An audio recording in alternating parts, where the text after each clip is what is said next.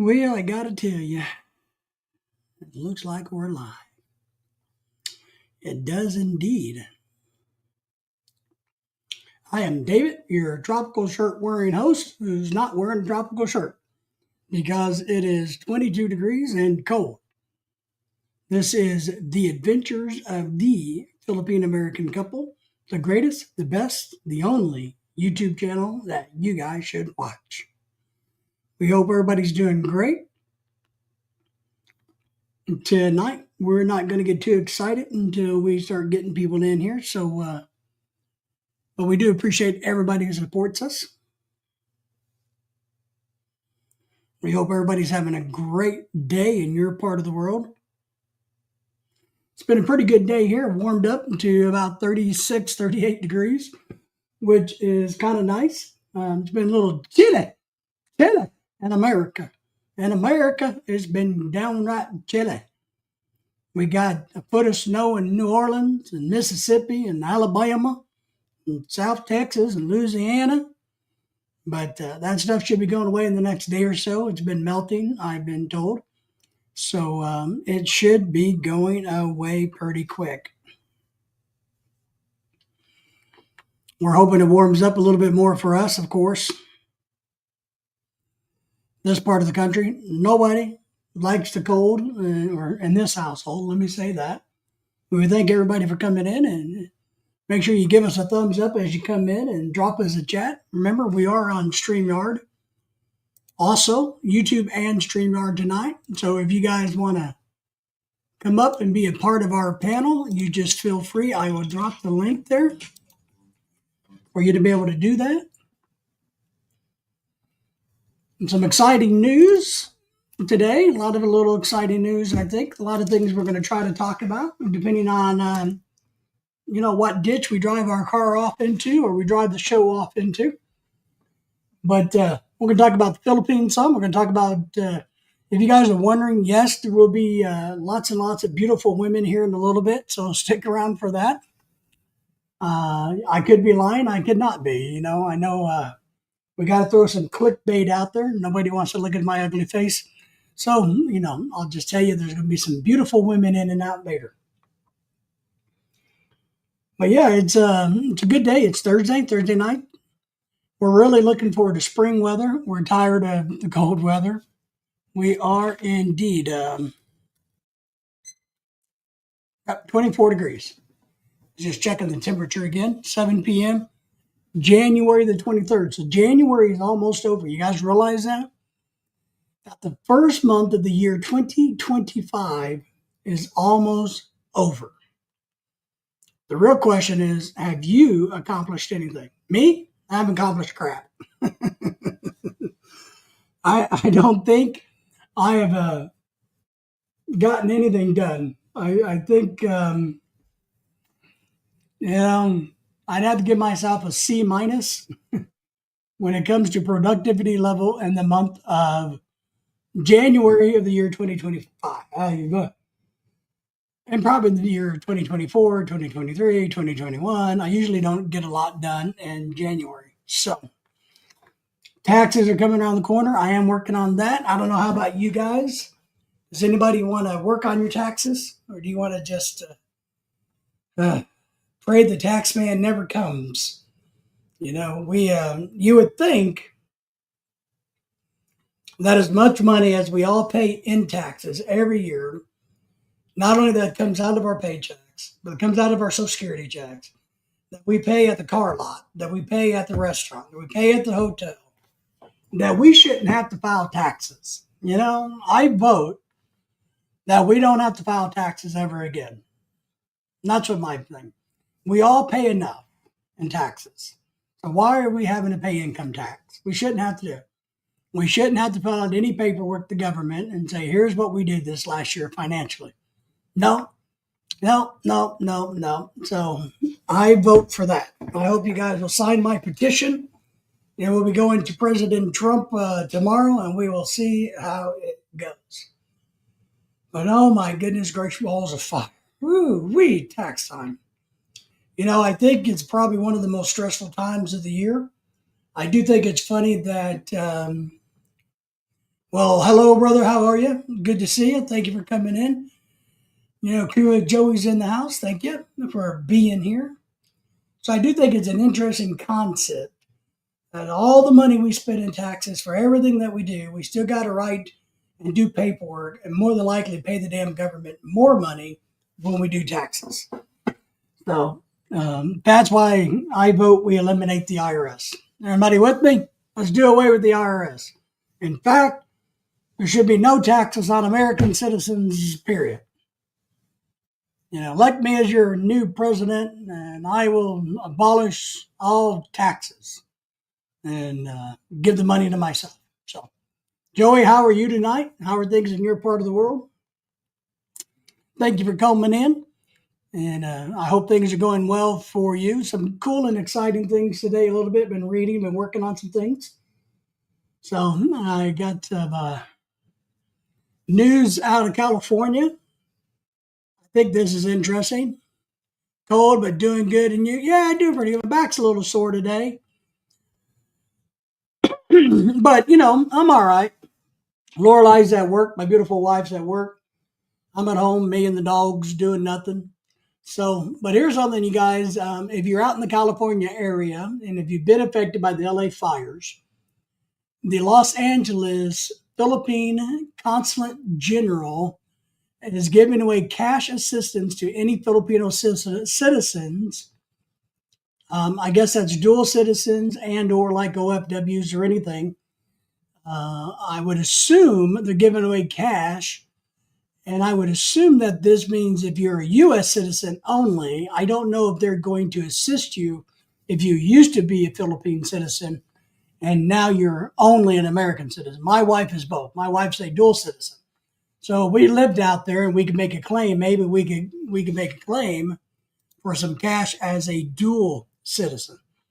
So I thought that was very nice of them. I think it's very interesting that we can't get the American government to help out the people in the Carolinas after that disastrous hurricane, but the Philippine people, general consulates, can help out their people in the United States.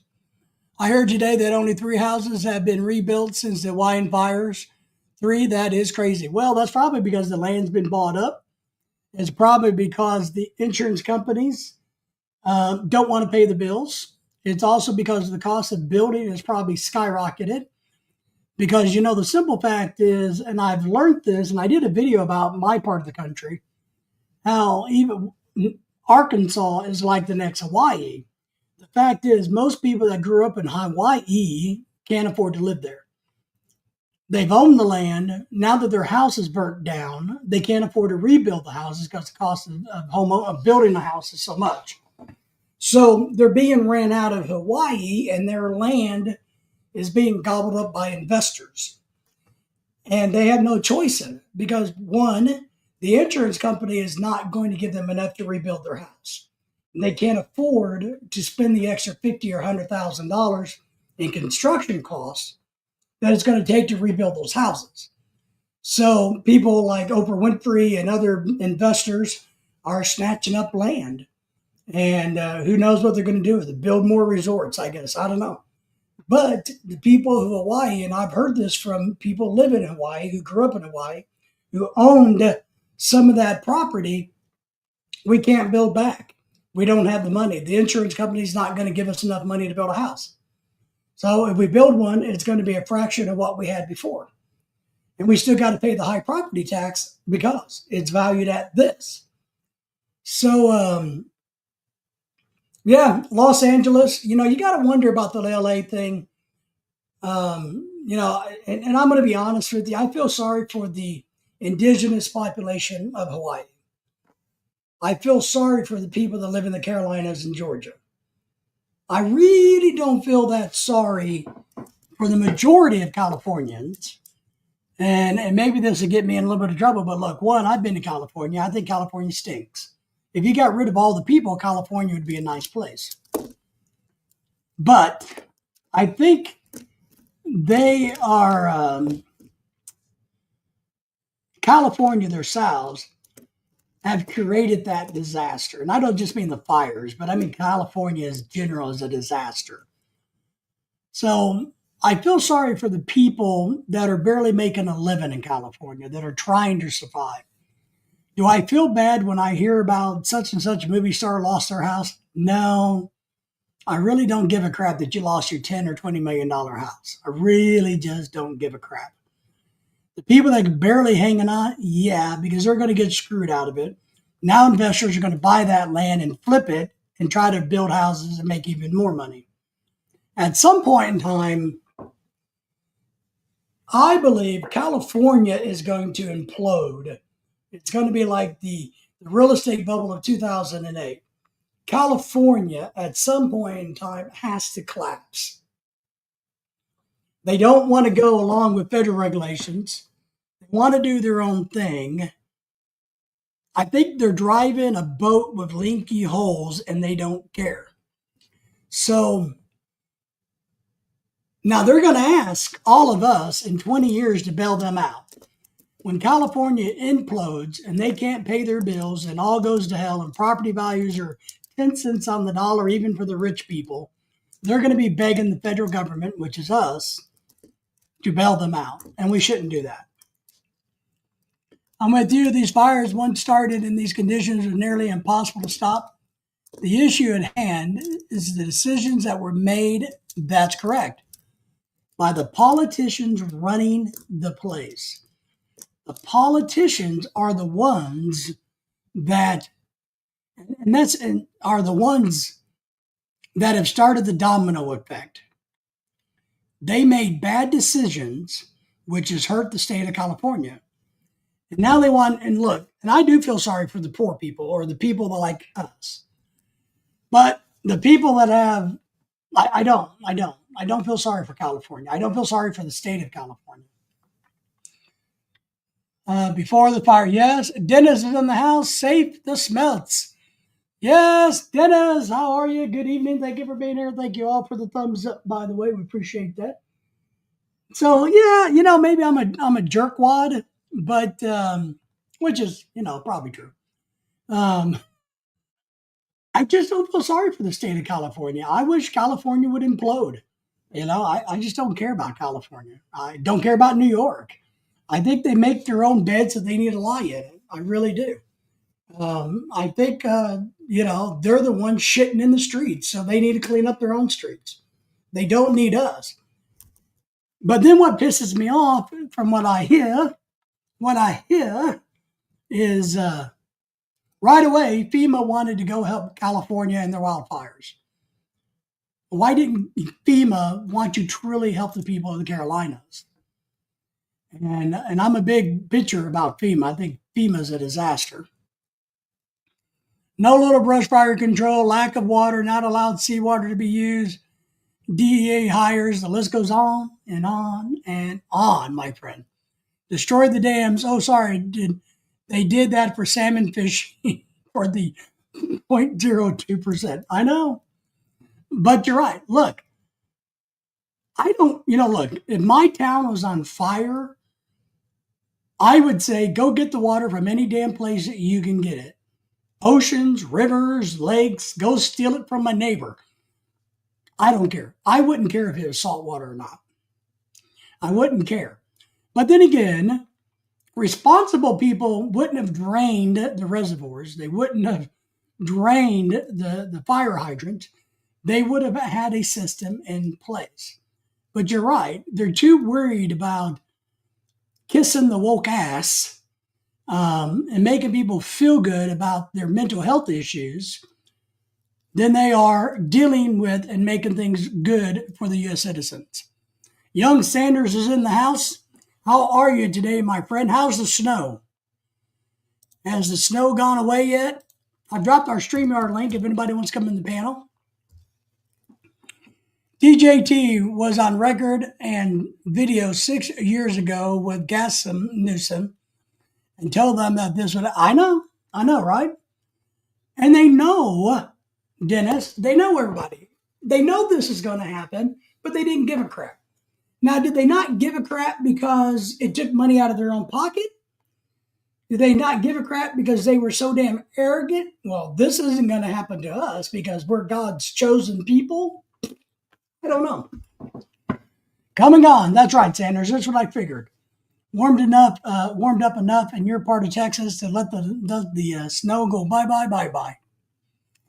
It is so flippin' bizarre, but I don't think it is. I think it's all about greed.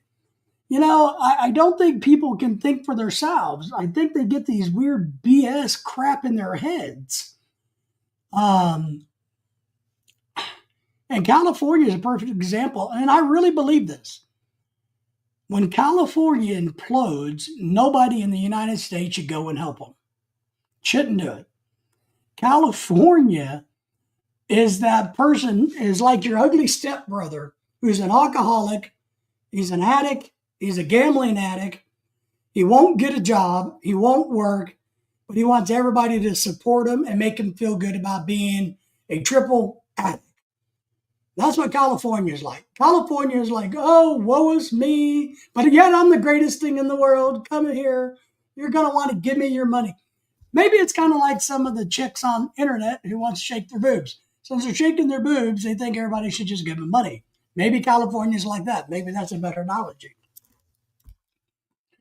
The priority was to hire women regardless of qualifications, which was stupid.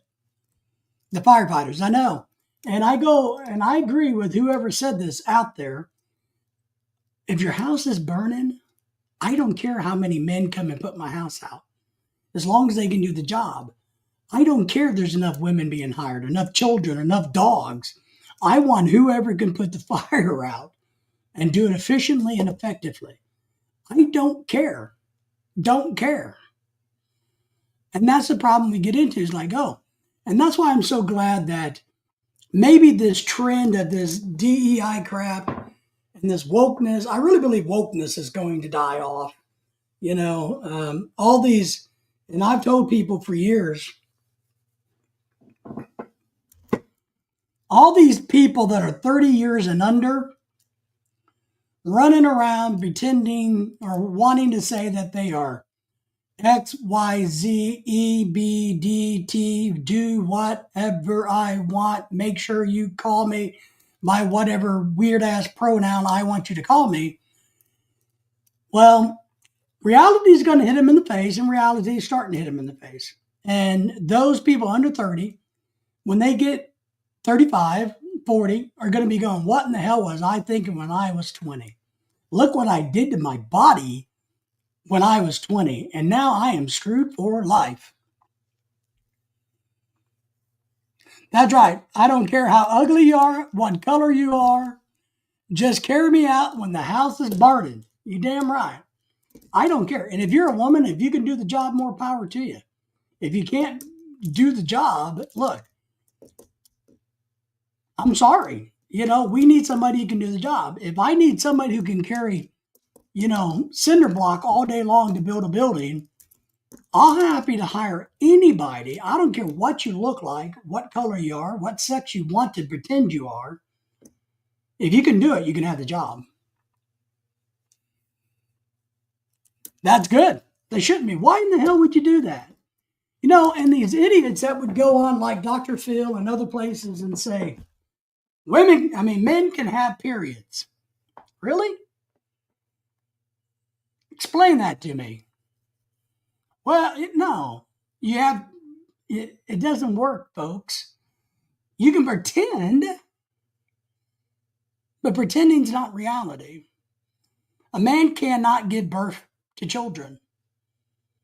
Just the way it is. Humans are not asexual beings. They're not. It's simple. And luckily, it's starting to change. And I like the fact that saying it's time soon to make a comeback. Boy, I agree. Mental health institutions, we would have a boatload. I'm very excited because, and I know it's going to get challenged in the court. Craig is in the house. Yes, Craig says wokeness is the highest stage of managerialism. Yeah. It's the highest level of insanity, I mean, when you truly think you're a man and you can have a baby, it's a mental health issue. It truly is. I'm sorry. I mean, look, I'm a guy. I'm a man, biologically and however else, because there's really no other else but biologically. But I promise you, if I came on here and said, I can have children, I can give birth to children, I would expect you to recommend psychiatric counseling for me. I would hope that you guys would go, David, I know, you got some brain trauma and, and you've probably been snorting too much, whatever, but Craig is saying hello to Dennis and everybody. Everybody say hello to Craig. Highest stage of evil as well. I agree. Evil and stupidity. Arkansas, when our governor came in, whenever she came in 2 years ago, she said the state of Arkansas would only recognize two genders, period. That's it. I'm glad that Donald Trump came in and said the United States government is only going to recognize two genders. Happy about it. Very happy about it. The funny thing is, because here's an example of what happened. I don't know if you guys saw this on the internet, but one of those people that is an XYZTE influencer, social media influencer, I'm trying to find the word, the other day did a YouTube video about how they tricked the state of Florida because they wanted to get a driver's license in the state of Florida, which Florida doesn't allow this, under a different sex than you were born. Florida doesn't allow that, like Arkansas. So, but they got a passport with a different gender assignment on the passport, and they went to Florida's DMV. They got their driver's license because they used the passport as proof of birth. And then they went on and got a driver's license, and they went on YouTube bragging about how they they beat the system in Florida. And they made a big YouTube video about it. Well, guess what happened? Florida saw the video and revoked the driver's license. I identify as a woke basher. Are we woke bashing today? I identify as a pissed off American. There you go. That's kind of how I feel. They locked up people for praying in the lobby of an abortion clinics. I know. And that's one thing I don't like. I don't like the double-sidedness, a woke person, a person who's delusional can say whatever they want, but a person who tries to rationalize and say what they want to say, well, they're wrong. If somebody wants to say there are going to be 12 different genders, well, we got to listen and put up with that, whether you believe it or not. If somebody wants to say, no, there's only two genders, and that person needs to go to hell. That person is horrible. They need to go to jail. How dare they infringe upon my crazy-ass beliefs that there's 12 genders? So, yes, ditto but Canadian. Hopefully soon the 51st state. Oh, I don't know, Dennis. We really don't want Canada to be our 51st state. I hate to bust your bubble, but we don't like Canada that much. We don't like Canada. But I think there will be a better relationship between the United States and Canada. I think it will get built. I think the trade will improve. I think everything will be improved. Maybe I'm being optimistic, and maybe off-road Dennis, they locked up. Yep, Craig.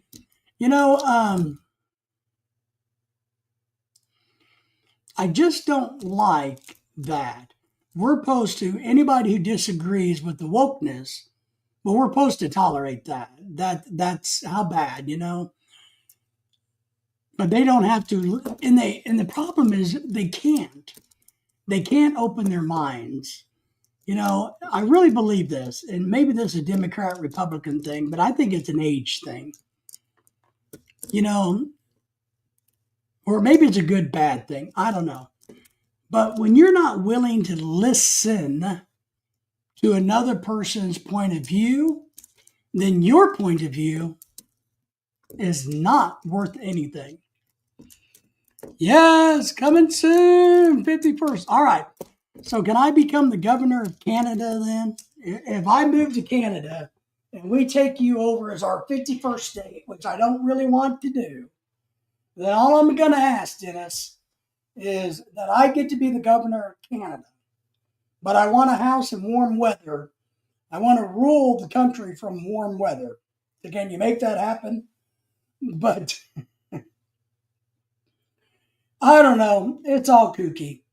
I'm all kooky. But I saw today, this is what I led off with, is where the Philippine Consulate General in California can give cash assistance to Philippine citizens in California affected by the wildfires.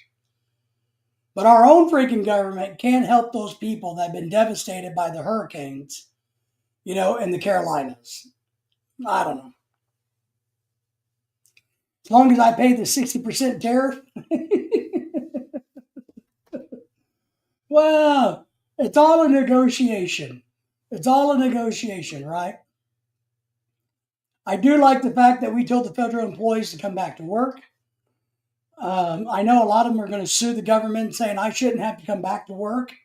I shouldn't have to come to my office to do my job, which I think is really funny. I just think they ought to just fire him and let him go.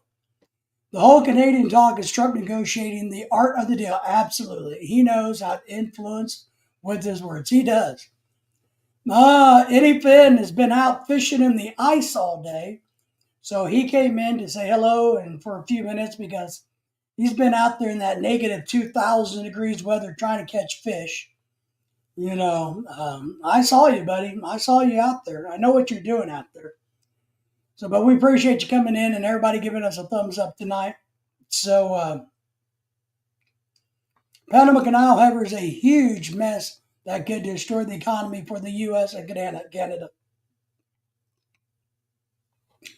Well, and the 5 hours of driving, yeah, makes you tired. Now, I think the Panama Canal may have a little bit more legs about us getting more involved with that. Craig's asking if you caught any penguins, ice fishermen. Anything. I want to know if you caught any penguins out there. I do think the Panama Canal is a different situation. I do think, I'm not opposed to sticking our big nose back into the Panama Canal for national defense. I'm also not opposed to them building another one, somebody else creating another one. This technology today should allow us to put another one through another country. Just should. The other thing I think about is maybe we need to build faster ships that can travel easier. Maybe if the Panama Canal doesn't work out, maybe we should bomb it and blow it up so nobody can use it.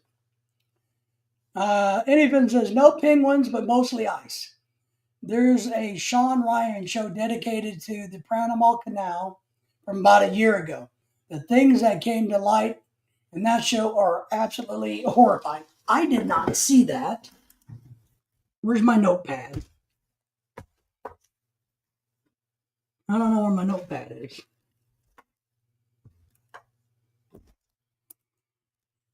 I'm going to look that up.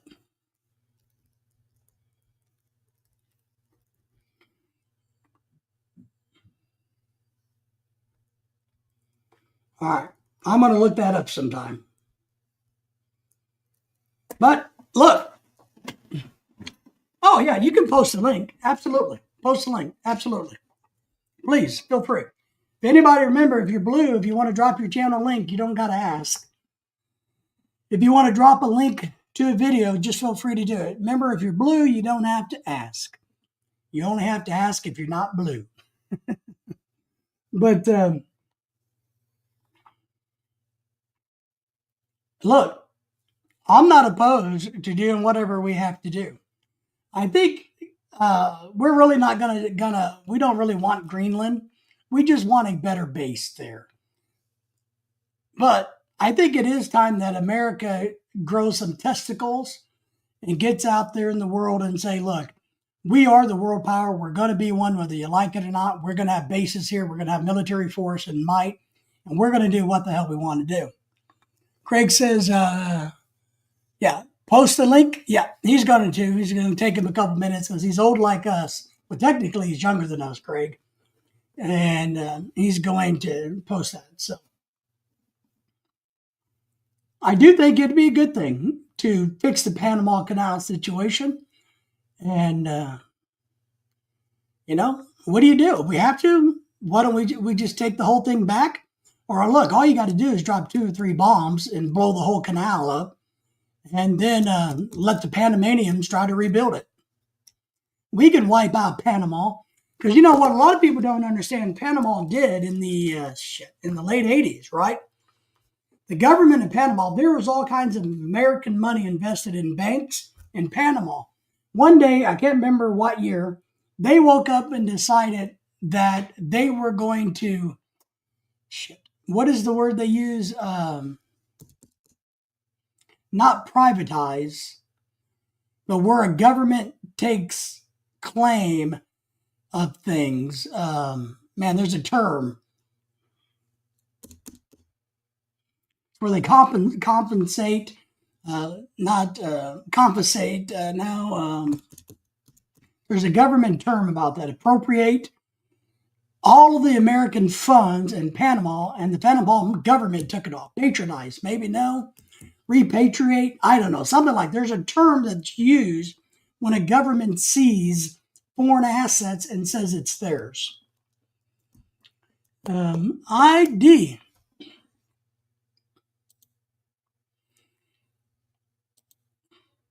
Domain, yeah, not domain. They there's a what's that term? My God,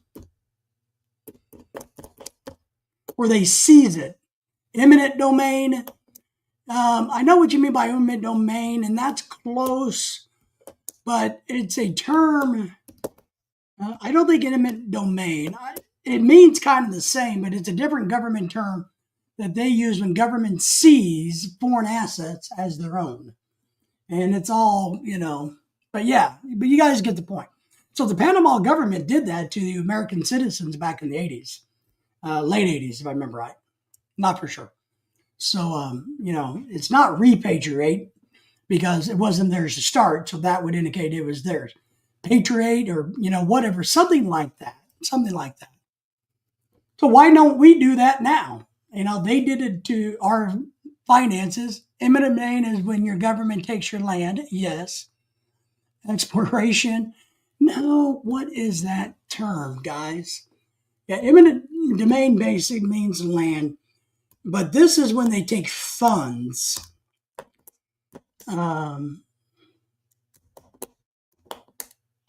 Remember, America is less than 4.3% of the world. That's right. And so we should be only paying 4.3% of anything, right? I wish I had let me see if I can, I'm going to work on that. I need to find, I wish I had a dictionary. I don't even have a dictionary anymore because I'm too poor to afford a dictionary. So let's see if I can Google this. What's it called when a government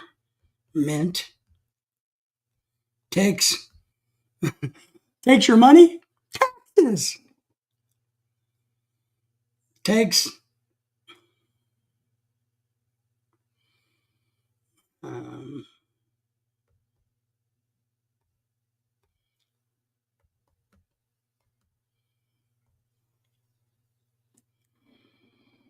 no. Tax fees, sales, natural resources, no.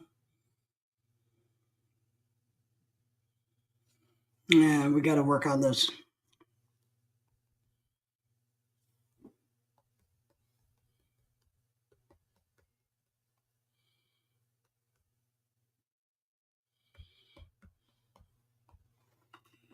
Caesar for foreign assets.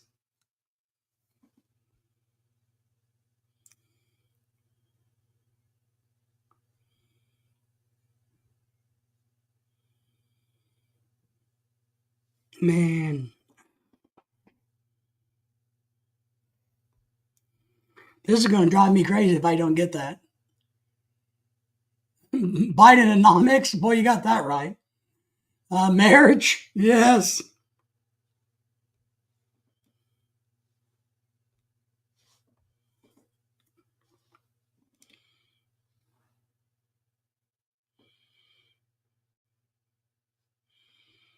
No, come on. When they patriate, maybe is it patriate somebody's funds?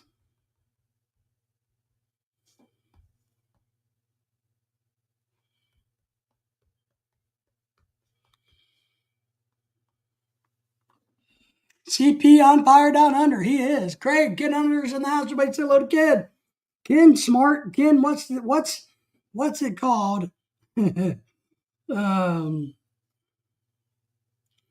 When a foreign government or a government of a foreign country, foreign land, seizes assets of another country.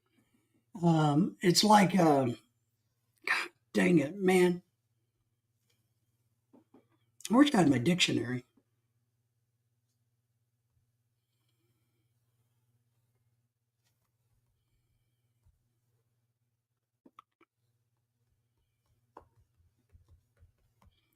I'm typing in, what does it say?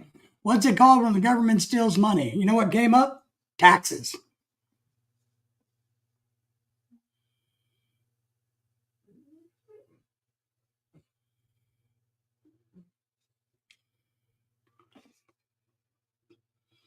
What's it called when government seizes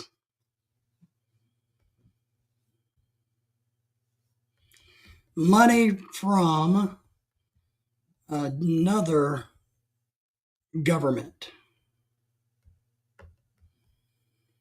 Ken, how are you up north, by the way? Asset forfeiture. No.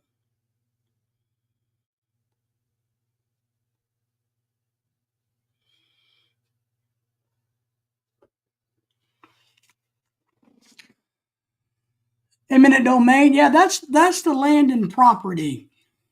Assets forfeiture. Got to cook some dinner. Take care of all. All right, Joey. Appreciate you. There's a term in government out there. I think it's patriate. I think they use the word patriate. Panama patriated funds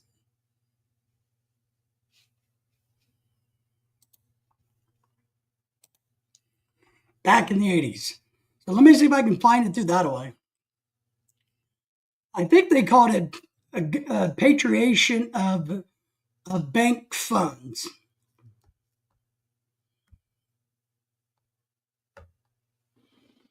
Internal asset recovery, Craig says. Yeah, Panama government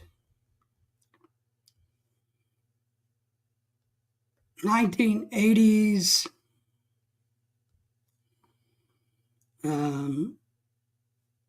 money bank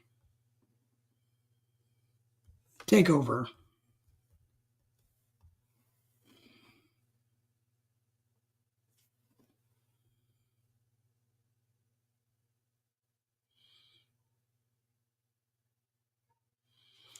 Maybe it's in this article.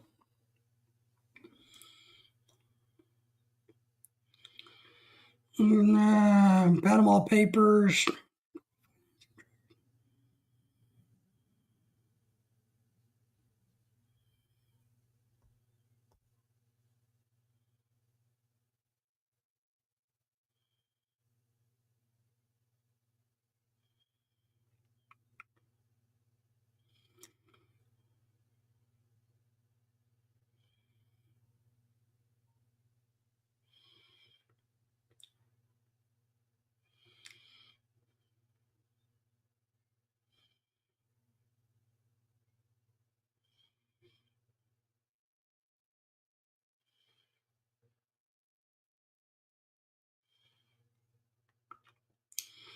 Yeah, I got to find that out, man. It's going to drive me crazy. I'm going to Google that tonight, I guess. I'm going to have to spend some time finding that term.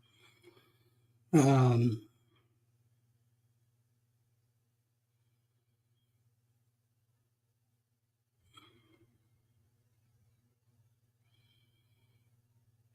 think it's called patriation.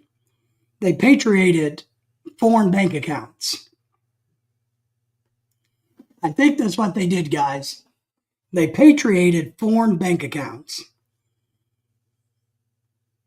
And most of those foreign bank accounts was U.S. bank accounts.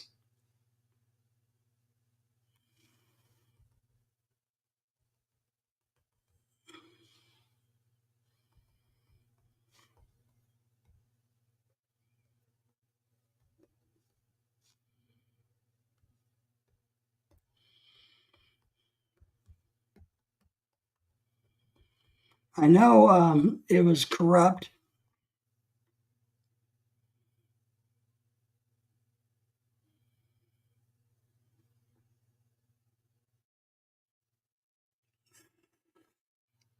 Definitely exploitation.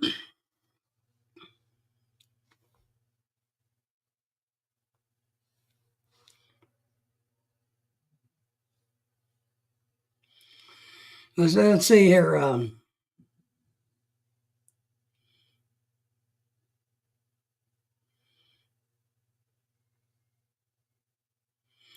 Yeah, I'm looking for the word, but it says eventually the government of Panama came in and took all of his money for the people.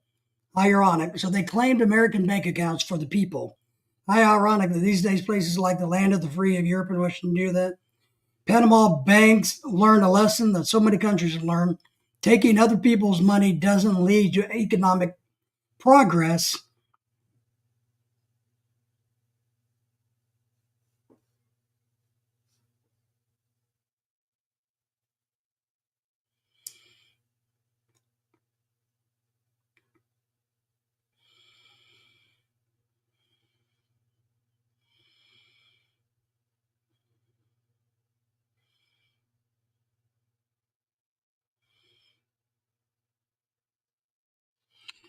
So yeah, naturalization, that's the word.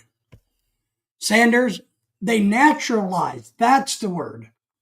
They naturalize the funds of foreign bank accounts. Thank you. That's what it's called. That's what they do. It's what Germany did, but Panama did that to foreign bank accounts in the 80s.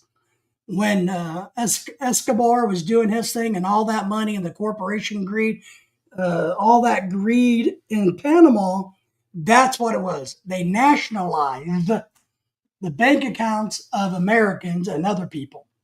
Thank you. I feel better. I feel better. I feel better. I used to be a study of history and government. And guys all know I taught industrial safety, health, and construction, all that stuff. But one of the things I really enjoyed was government. I enjoyed government and history. So that's what it was. They nationalized foreign bank accounts. All J6 documents destroyed. Yes. You know,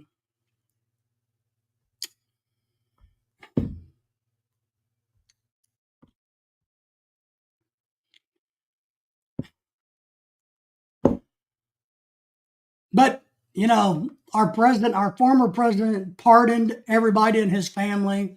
But now they're mad at Trump because he pardoned the J6ers, as they call them. I still say this. I don't know if either one of them are right or wrong. But here's what I'll say.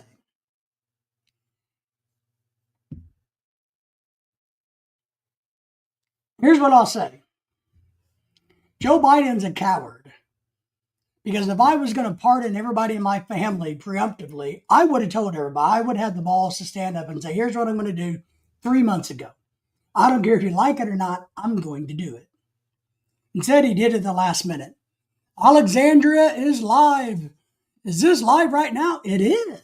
And we're on YouTube and StreamYard.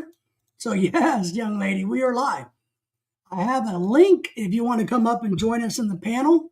You can do that. You just click on the link if you're not familiar with StreamYard, and you get to join me on the big TV, on the big screen. Pelosi is not pardoned. Yes, that's true. But she's not Biden's family, and I don't know.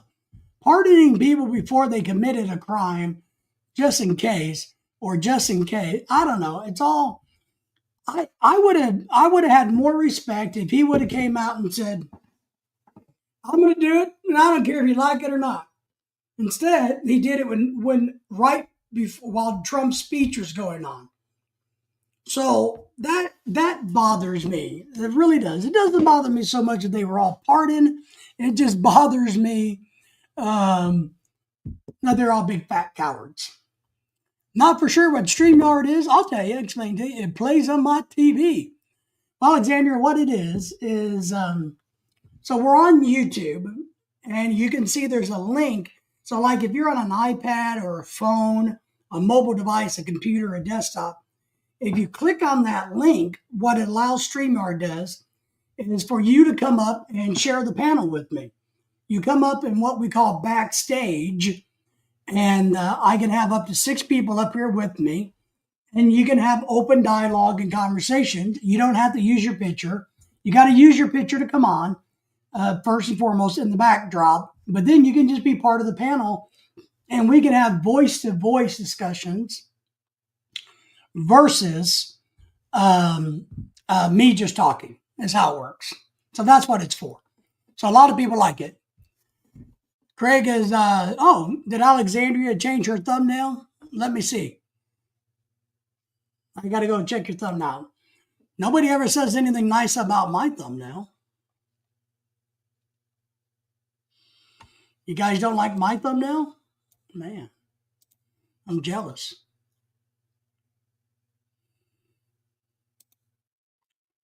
Go to channel. There we go.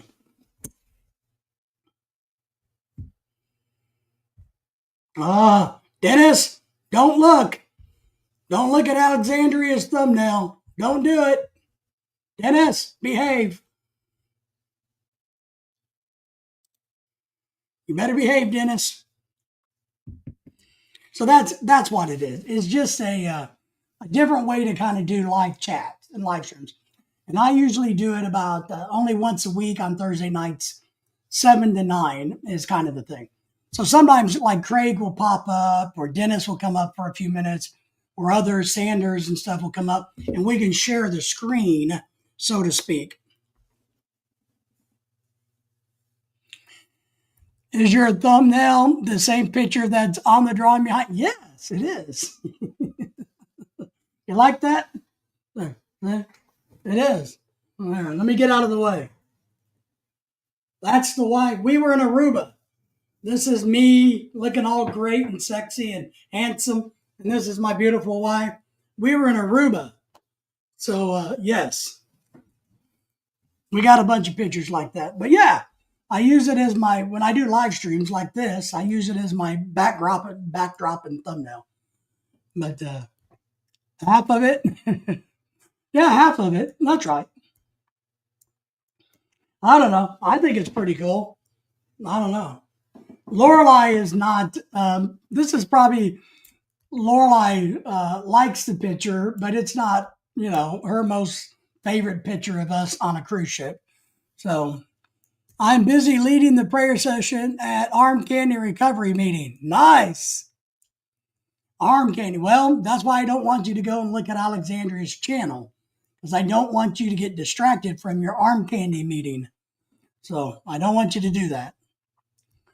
But yeah, and luckily I was very lucky that a subscriber actually purchased that for me. The banner, not the cruise ship, but the banner. So that's what that is. But other than that, full house. Yes. Yes, Craig. Craig's feeling better. Craig was sick the other day, but he's feeling better now. I can tell. He reminds me of my dog Daisy. It gets a little feisty when they're feeling better. My dog Daisy's feeling much better, and she's being back to being a pain in the ass. So I know my dog Daisy's being better. So I got a feeling Craig is doing a little bit better today too. I started working on my videos about Dr. Ken Berry today. I'm going to try to get some more hammered out tomorrow. Maybe I'll start getting them published. So I hope you guys will check out my videos on Ken Berry. I love to travel to somewhere beautiful. but I can only travel 5 minutes away from me according to my bank account. Okay, maybe a little bit further. That's funny. That's funny. Happy today, 2.2 million overnight on Facebook. Holy crap, Craig. You got 2.2 million on Facebook? Outstanding, my friend. What in the hell did you guys do? Well, Alexandria, we all kind of get that. But if you're nice to Dennis, maybe Dennis will take you on a trip to Colombia or somewhere. But yeah, we're all in that boat right now. The furthest we can go is about 8 miles down the road to Fayetteville to have lunch. So we'd really like to go. We're going to try to go to Alabama later this spring and look at houses and property. So that's one of our big plans. But Craig got $2.2 million overnight. $2.2 million on Facebook. I'm sure he means views, not dollars, but I'm going to fudge and lie and say he earned $2.2 million on Facebook last night. That way he can all buy us a nice gift, Tim was in the house the other day. Tim said that he got 64,000 views on YouTube in a couple of days on a video he did about fruit. So that's kind of interesting. But yeah, Lorelai and I are working on some things about the Philippines. That's partly why I put that in there today, about money and finance. It's tax time. We got to work on that. Only $9K. Damn, $9,000. Holy smoking butt parts. That's some big time money, Craig. Man, that could buy Dennis arm candy. Man, might be cheap arm candy, lower level arm candy, but that could still get Dennis some arm candy. Dang, that's good, man. We're not making anything off of YouTube. We make about $50 a month. Don't even make enough to pay my internet bill. Wow. But yeah, we're hoping to go to Alabama. We're going to go down to southern Alabama and eat some Gulf of America shrimp. And maybe have some seafood gumbo down there in Mobile, Alabama. So that's what we're going to do later this year. We need to go neighborhood hunting and do a little bit of research. We need to go and look at some land because we may build we're thinking about something kind of weird. We're thinking about building a Filipino house in Mobile, Alabama. We're thinking about it. I'm not saying I'm going to do it, but I'm thinking about building a Filipino house in Mobile, Alabama. And then Lorelai and I are now making the confirmation because too many likes kills the algorithm. Yes, just saying, I know. Well, at least they like you. I mean, I like thumbs up or thumbs down on YouTube. At least somebody paid attention to me. When I get people who leave me messages on my videos that I'm stupid and dumb and idiotic, I just go, yoo-hoo! Keep it up, brother. Keep it up. Keep slinging them words because every time you leave a comment, I feel good. So, but we're thinking about doing that. We're going to go, we're making plans. We're tentatively making our plans for the year 2026 for the Philippines. We got to go to the Philippines in 2026 to take care of some business. And so we talked about that today. We're going to work on that. We're in no hurry because we got time, but we gotta. That's on the burner. We've laid out our plan somewhat for the next couple of years, which includes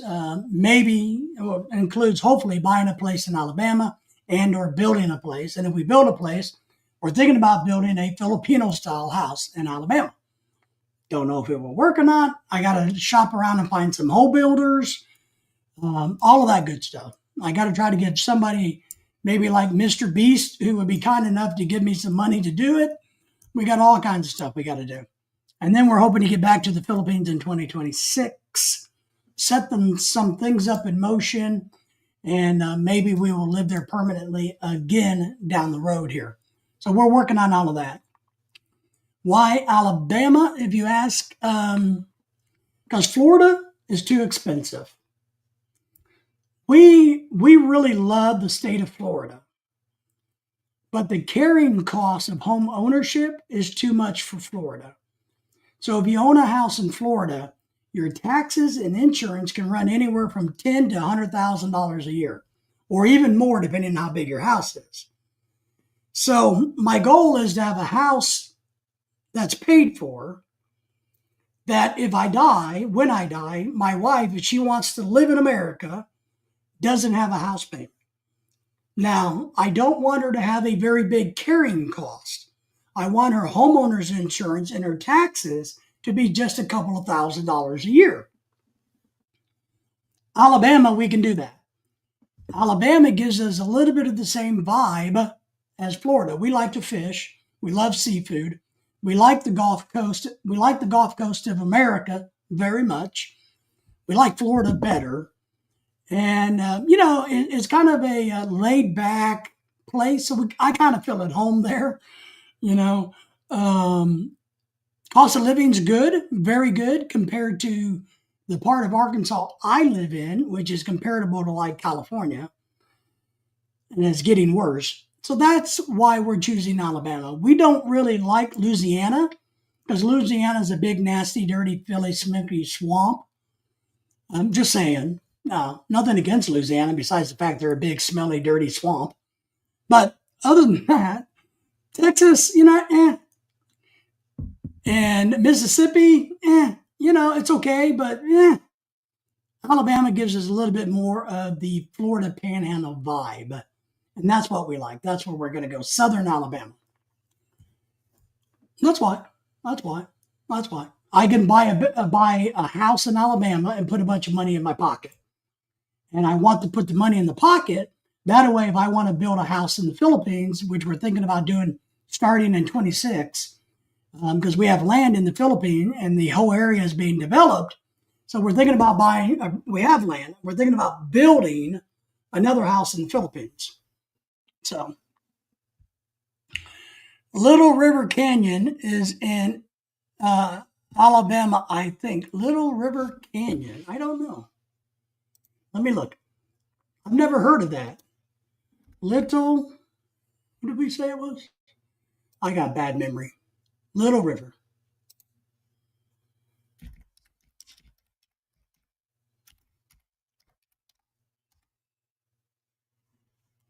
You are correct.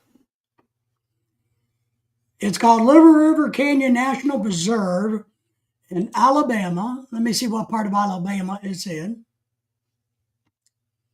It's in the hill country of Alabama. It's going to be, It's going to be in the northeast quadrant above Birmingham, next south of Chattanooga, Tennessee. So yeah, we want to go down to the Gulf Coast. That's where I want to live because, I like to fish. It's one thing Lorelai found a house she really liked in Alabama in the Mobile region, but it was way up here. And I said, yeah, it's a good deal and it's really nice, but I would have to drive an hour just to go fishing. Yes, it looks like a beautiful part. It reminds me a lot of the Ozark Mountains in which we live here in Arkansas. So it's very nice. A lot of canyons, little waterfalls. It's called Fort Payne, Alabama is where it's at. It's situated on the peak of Lookout Mountain near Fort Payne, Alabama. Yeah, looks nice. And I was telling a friend the other day that, we could live here, but one, we're bored, and two, it's cost of living so high. And Lorelai and I are ready for more adventures. We have driven everywhere around us. We've gone to everything there is to see and do over the years in Arkansas, Missouri, and Oklahoma. Been there, done that. We're tired.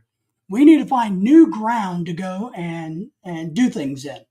So that's part of going to the Alabama thing, but it's also part of going to the different part of the Philippines. Where we have land at is different from where we lived before. So it's further away and more of a rural area, not a big nasty city. So, but if we build Lorelei a house in the Philippines, right? Whether we live in it or it's a rental property, and we have a house in America that's either rental property or we live in it, then she has different things that she can do. Since we don't have kids or any family and nobody likes us, Lorelei probably wouldn't want to live in America necessarily when I die. I get the feeling that she would probably want to go back to the Philippines. And if where we've purchased land in northern Cebu and Bogo, they're building a nice malls. We have a beach access on our property. They're building malls and airports there, so it's growing and developing. And everything she would ever need should be there by the time all of that happens. So that's why we bought that land, was for her future. And that's very important for me, is to make sure Lorelei's taken care of after I'm killed over dead. And anything we have here in the States, she could just sell. And or since she's a dual citizen, she could just turn it over to a rental company and let a property management company rent the house for us in Alabama. And then we have 2 locations and we have a source of income, or she has a source of income in the Philippines above and beyond our assets or other things that we have. So that's kind of how we look at that. But we like Alabama. We've gone to Alabama a lot. We've gone to Mississippi a lot. And Mississippi's okay, but it's kind of boring. It's not very exciting in Mississippi. We like Texas, but I can't get over people's ego in Texas. And the property taxes are high in Texas.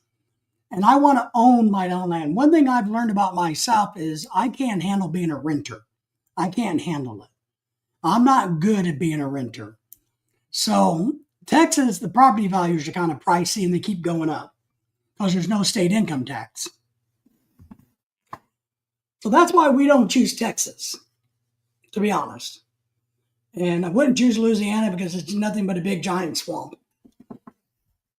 So that's why we chose Alabama, because we can't afford Florida. We would go to Florida if finances would allow us. We would be in Florida without question. Maybe the Fort Myers area we really like.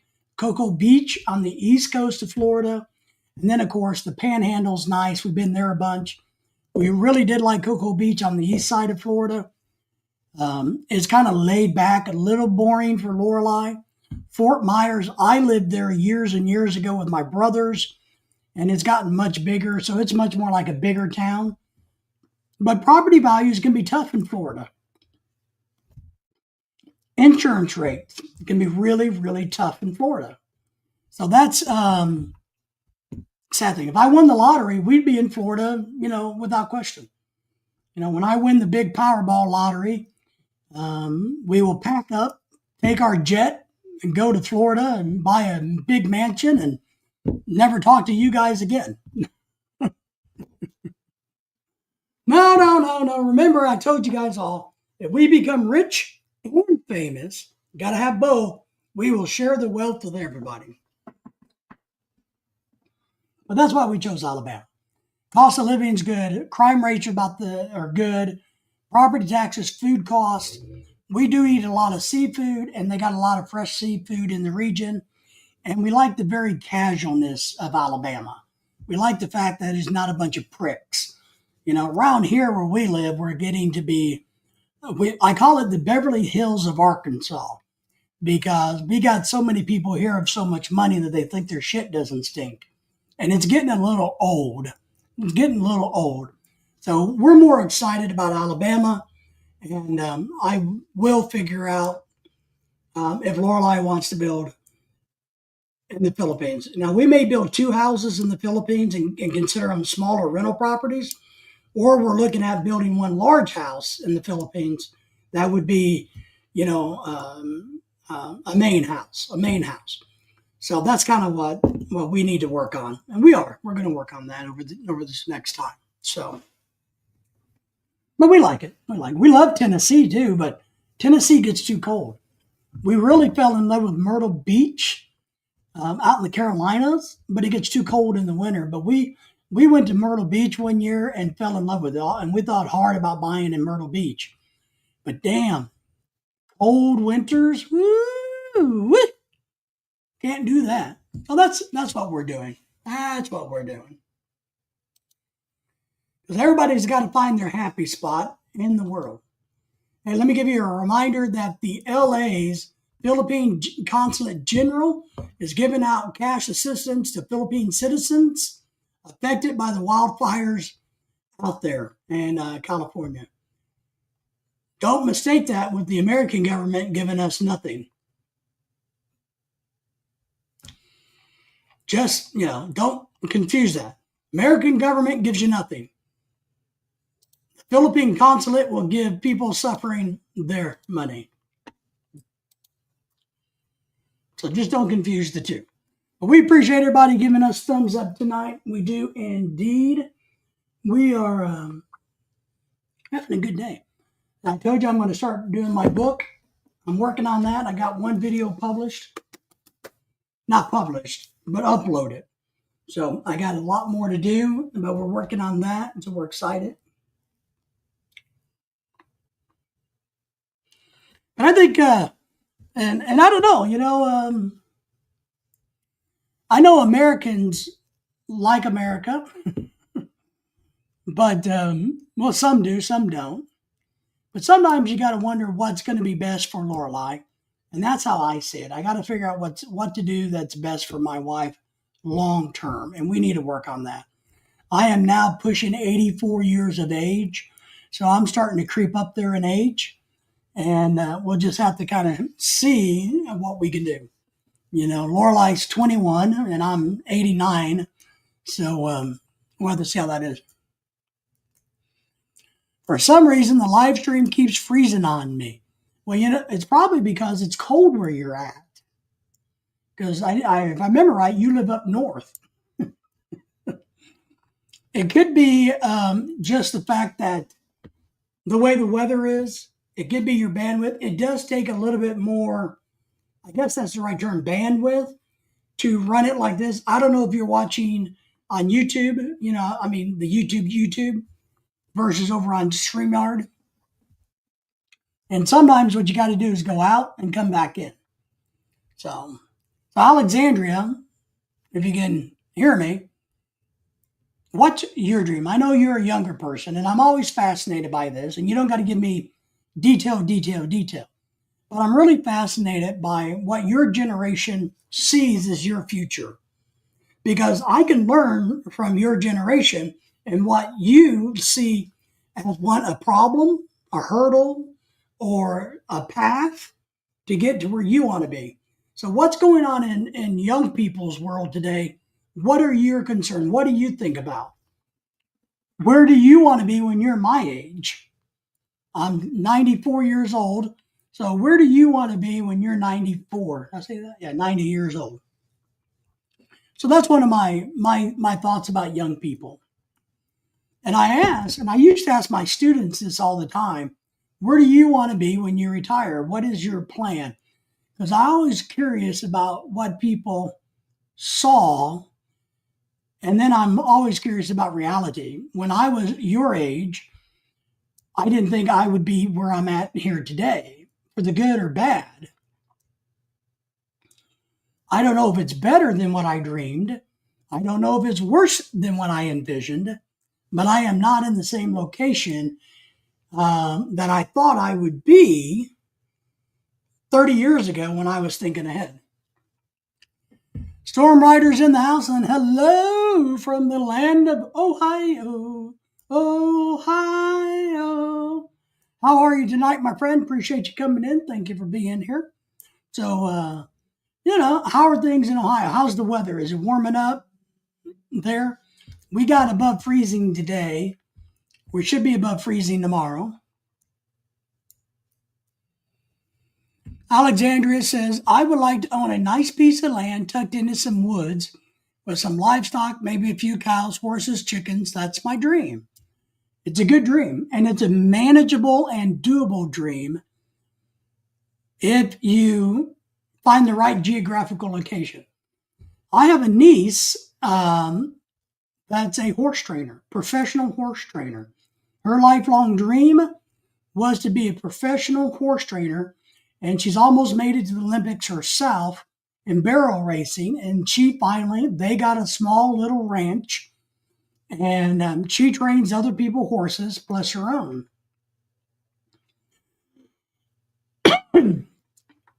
Dreams can come true, you know. Storm Rider says it's 25 to 35 where they're at. Yes, live off the land and find peace. You know, I will say this. It's becoming more and more attractive to grow your own fruits, your own vegetables, to grow your own chicken versus going to Walmart and eating the crap that America produces. That's part of why we like Alabama, and something because we could do more gardening than we do. And in my part of the country, you only get about 3.5, 4 months of good weather that you can count on to grow tomatoes or cucumbers or watermelons, which takes longer than that. You know what I mean? We like going to southern Alabama because we probably get 9 to 10 months out of the year that we could raise crops for ourselves. And we like that. Alexander says, I'm also in Ohio. Last night it got down to -4 in southern Ohio. Holy crap, -4. Southern Ohio has a lot of Bigfoot activity, by the way. So just thought I'd throw that out there. Ohio's a nice place, I think. I wouldn't want to live there because it's too cold. But I like the concept of being able to raise a few chickens. We don't eat much beef, you know, but I think we need to become a society that does that better. We live in northern Arkansas is where we live, the Beverly Hills of Arkansas. So it's crazy here. It's just crazy. It's not enjoyable.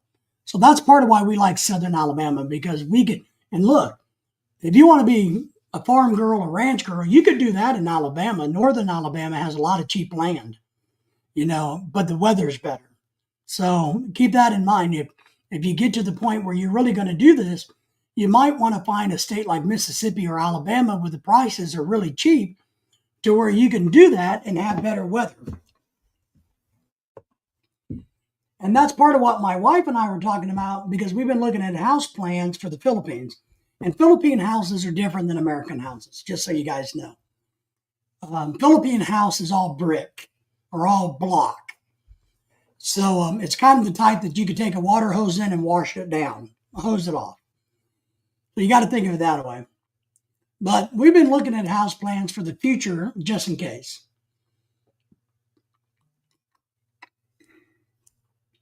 I've told Lorelai, though, that it's important, whatever house we build in the Philippines on that land, that if we're going to live there, we have to have a garden. We have to have a yard space. So our house has to, I have to have enough space to enjoy the outdoors. My views on your world is in the house. Thank you for being here. Thank you for the thumbs up. We appreciate you being here. We appreciate everybody subscribing to the channel, of course. So we look at that. We don't own a lot of land in the Philippines because land in the Philippines is expensive, especially compared to like rural Alabama or rural Arkansas, rural Mississippi. The land that we bought in the Philippines is more expensive than land in America in the rural parts. So we have land there and we're going to build a house, but we have to design it, stage it to where we have enough outdoor space that we can grow vegetables and do our own thing and feel like that we are in control of some of that. So my views, your world, how are you doing? What's going on in your world? So in southern Alabama or northern Alabama, Alabama's not that far from Ohio, Alexandria. But I think those are good dreams. I think those are the question I have, Alexandria, then. Do you think that's indicative of your age? People your age, do you think a lot of people would like to have that dream? Or do you think you're kind of the odd girl out, so to speak? So that's, I don't know. I don't know what everybody's dreams are anymore. And that's something that I think about. what are everybody's dreams? We got another Ohioan in the house, doing good and just enjoying some cold weather in Ohio. We got 3 Ohioans in the house. So thank you for coming here. We got up above freezing today, like 34, 35 degrees, so we were happy about that. But it's cold now. It's back down to 22 or 23 degrees here. But it's starting to get a little bit better. I plan on moving to Angeles City in May. Nice, nice. So why do you want to go there? Angeles City is a city in the Philippines. It's kind of known, and I know I'm going to generalize it, so don't be offended. But it's kind of a big city-ish.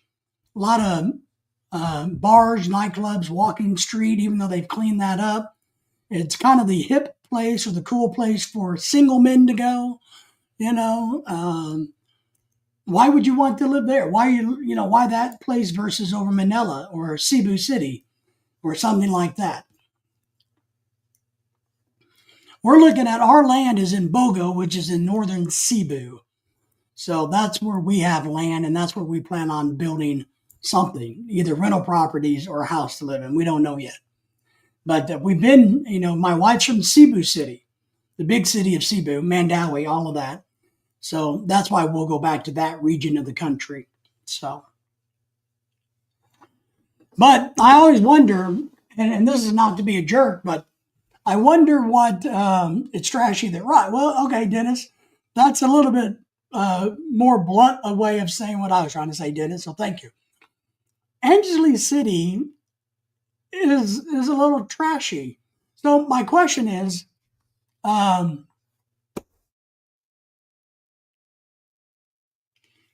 what would the reason to live in Angeles City be other than women and bars?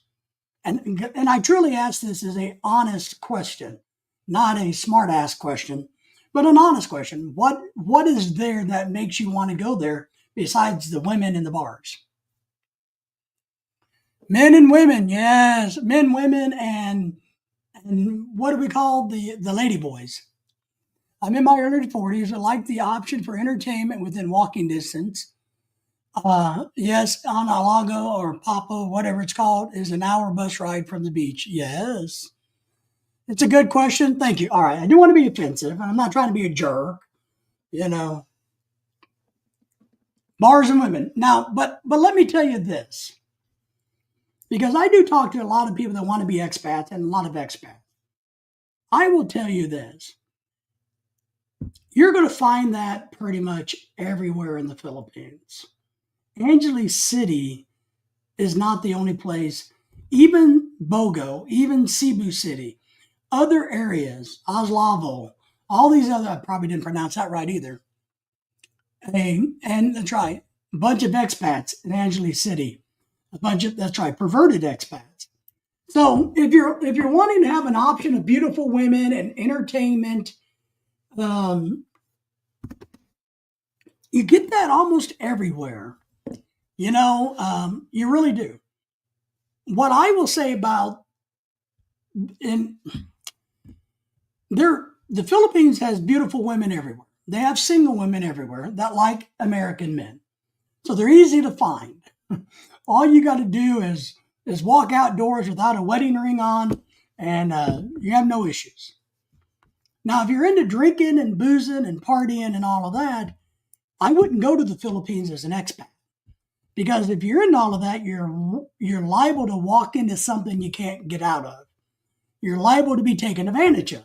You're liable to be manipulated. You may even be beaten up and killed in the alleys. So if the bar scene versus the women's scene, if you're more interested in women, you don't have to go there. If you're just into drinking and the barring, well, that's a great place for it. Bars and women, expats, to glory. I wouldn't go to Dumaguete as an expat. I think it's overcrowded, overpriced, overfished, so to speak. I think Cebu City is a decent enough city, like Mactan, Cebu. where all the condos are by the airport, all of that. You want a safe place to be, you can go over there and, you got all these condos and places. There's a lot of women everywhere, but it's a lot safer place to be. So kind of just depends on your vibe. But I tell expats or men this, Mactan is great. Yes, that's where we lived. During the typhoon after that, we lived over in Mactan. We lived on Mactan Island, also in another neighborhood too. That's where we lived the majority of the time we were in the Philippines. It's safe. There are plenty of women everywhere, because they work in a lot of the call centers. So they're everywhere, sitting out having lunch. Bohol is great. Bohol's good too. Bohol's gotten expensive though, right? I've visited the Philippines twice. I like Manila for the restaurants, Angeles for the entertainment, for the beach. It's good to relax. I can't pronounce the name, so I skip the cities. My wife is probably laughing at me in the background. It's good to relax in general. I agree. I'm just really curious. My views, your world. I'm really curious. What restaurants do you like in Manila? That has me curious because there's a new Gordon Ramsay restaurant. And that God, I can't even think of the name of it now. It just lost me. In some fancy resort there in Manila, where all the rich people go, they put a new restaurant there. So you are retired military, nice. But I'm curious what restaurants in Manila that you like, because I didn't see anything in Manila that wasn't in Cebu or anywhere else. So I'm kind of curious about that. You know what I mean? Because I love Filipino food. I love Asian food. I love food. Look at me, I'm fat. Japanese and curry. Okay. Greenbelt has so many. The Greenbelt, is that what it's called, Dennis? The really nice place with all the high rises. I can't remember what it's called. Dang it. My brain doesn't work very well when it comes to things. Word association. I have problems with that. So, but there's a new Gordon Ramsay restaurant there for the rich and famous of the Philippines and all the expats from all around the world, not just America. Makati. Thank you, Dennis. Makati. Thank you. So it's in that region. There's in a resort in that area as part of that. So, yeah, I'm always curious what people like about life. We love restaurants. I love just going outdoors and eating. I got to miss, we had a lot of problems living in the Philippines our first go around. A lot of it is my fault. A lot of it's the typhoon, the Hurricane Odette that wiped us out. A lot of things just did not go well. We didn't plan right. My head wasn't in the right space. We made a lot of mistakes trying to live in the Philippines, and we know those mistakes now, and I think we know how to prevent them. Great rooftops, that's correct. But Mactan has some really great rooftops too that we've been on there, sitting out overlooking the ocean and the ships that are stuck in the water from the hurricane. So, but I'm always curious what it draws individuals to different areas. I really am. I find that fascinating. My wife and I weren't on the same page. I wanted to live out by the beach far away, and she wanted to live in the city. So I think where we're going, where we have our land at, the city is coming to that area, but it's still, we got beach access. So we might have the best of both worlds as it continues to grow up. They're putting an airport in so we can fly from Cebu Airport up there versus driving 3.5 hours, or we could drive the 3.5 hours, I guess. So I'm always curious of what people like. What is it that you like? I know people that just want to go live in the Philippines and be an alcoholic. Don't we, Dennis? Dennis and I know a number of people that prefer just to go there and be a drunk. They don't really want to do anything else but drink the cheap booze. Yeah. But then we know a lot of other people that like to be married family men in the Philippines. They have a great life. They have wives. They have kids. They thoroughly enjoy just being a dad and a husband. We have other guys that like to go to the bars and be a player. Ronald, are you there? Ronald, are you in the background? Where's Ronald the professor? You know, he's the player of all players, right? Cost of living there is the number one reason. Yes, I believe that. Cost of living is different, but it's more what people don't realize. And I know you've been to the Philippines. A lot of people don't realize that the Philippines is not as cheap to live in as we all think it is. I want to be able to actually retire. Yeah, I agree. And I think that's hard to do in America. I really do. Um, really do. I think it's hard to be retired in America. Now, I think if you plan it right and do it right, you can retire in the Philippines. You have to just kind of figure out what your retirement wants to be. It's going to cost you a little bit more money to live in the big city. It just is. It's going to be maybe more convenient because you can walk to places, but it's going to cost you more. Rent's going to be more. Utilities going to be more. If you live outside the city a little bit, you get more privacy, get to know the community better, get involved in a smaller community, but you got to, cheaper to live there, but more expensive if you want to go to the big city. So I think it's a great thing that you want to do that. I fully support everybody trying to retire early when they can. Get your ducks in a row, which sounds like you know what you're doing, it sounds like, because you've been there. I wouldn't believe any expats. Don't listen to expats tell you what you need to do. You figure it out for yourself. I can give you advice, but I tell you to go figure out your own research and do it yourself. You know what I mean? But I think you can. Obviously, you're not married because you want to go hang out with the bars and the girls. I know you're not married because my wife would never let me go do that. So that's how I know you're not married. But it's going to be a little bit more, I think one thing Americans have to do, we have to accept that there's a different reality in the Philippines. So we have to be willing to go, well, this isn't like America. And have to live with that and be okay with that. I really do. I think you have to realize that your $200 to $500 a month apartment is not like an apartment in America. The appliances are not the same. The electricity is not the same. The counter space is much smaller. The bathrooms are smaller. Everything's done differently. So yes, your rent is only $400 a month, but you're also not getting a very big place. So you're also packed in with thousands of other people. And that's one thing that stressed me out was we would go places, and since I stick out so much, I felt like I was a lightning rod or a beacon, beep, So that's why when we go up to BOGO, it's not like that. It's different. Yes, I stayed a month each time to know my actual expenses in 2 different seasons. That's good. But I'm going to tell you, your actual expenses are nothing compared to what you are there on vacation. What people, and this is a good thing, how much money you spend living there is a lot less than how much money you spend when you go there to party, when you go there to visit and travel.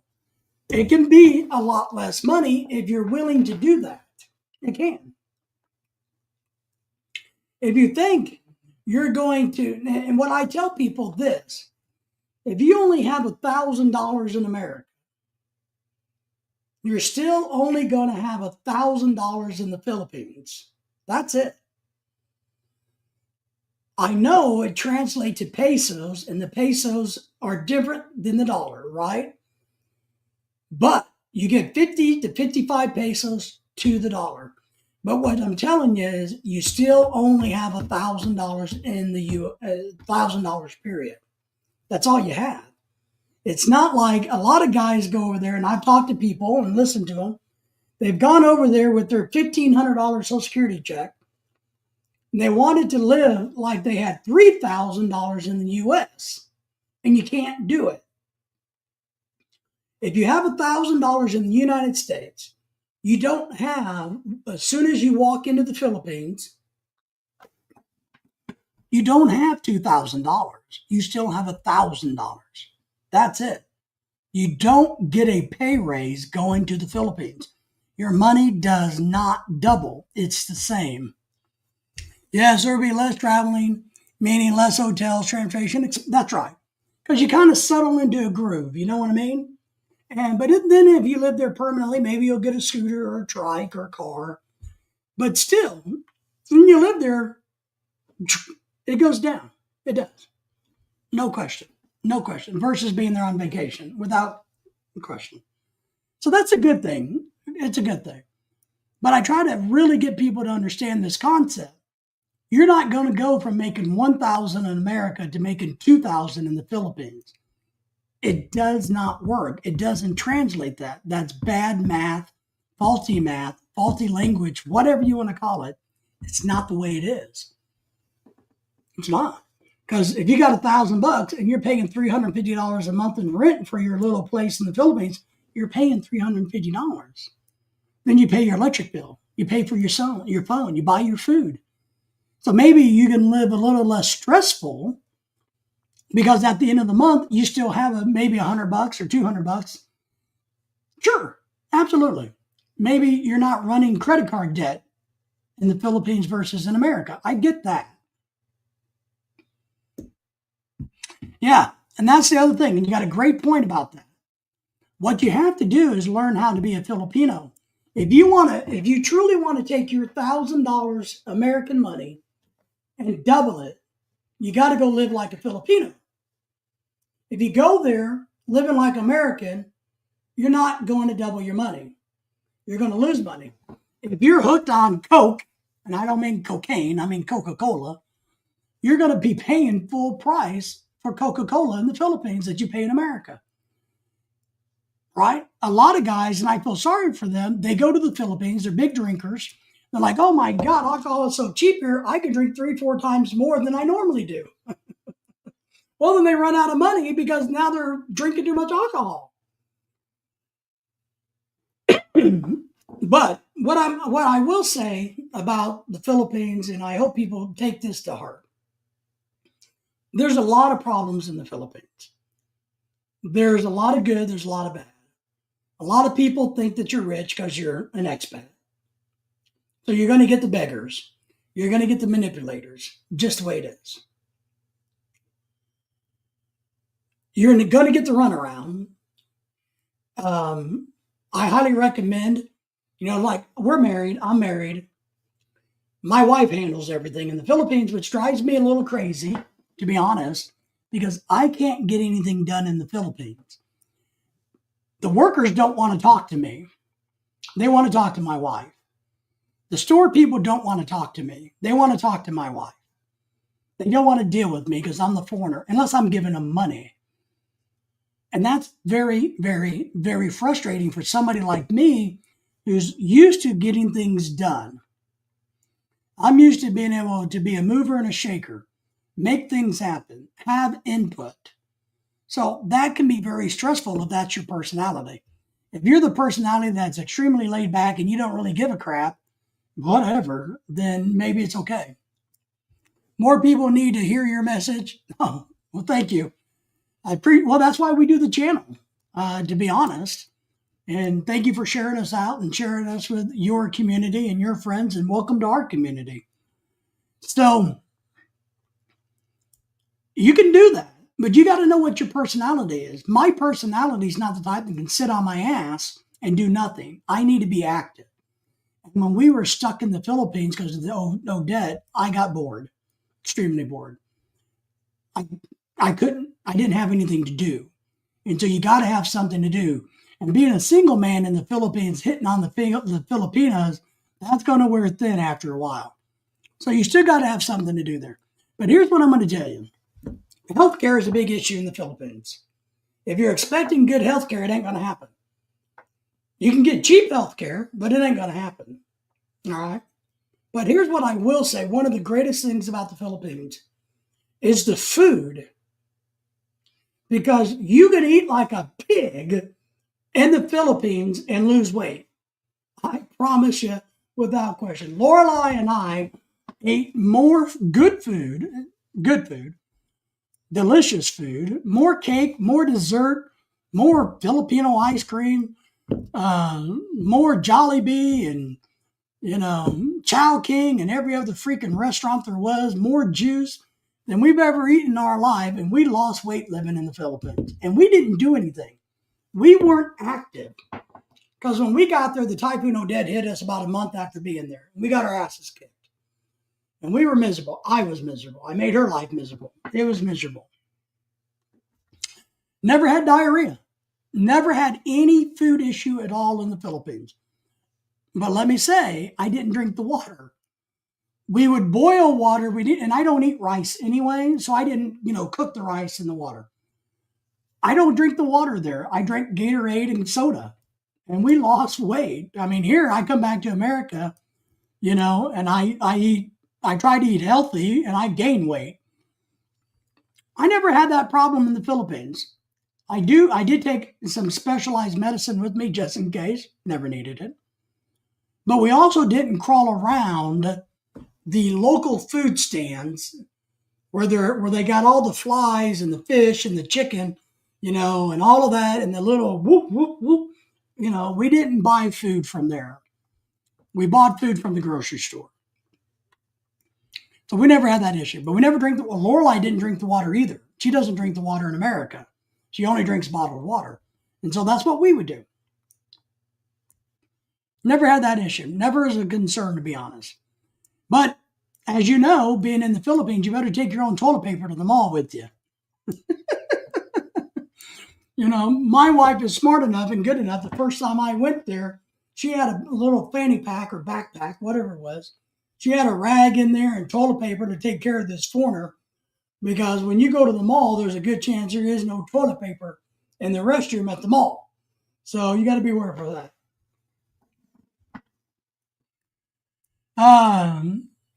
You're lucky. I thought the hotel gallon water was safe. No.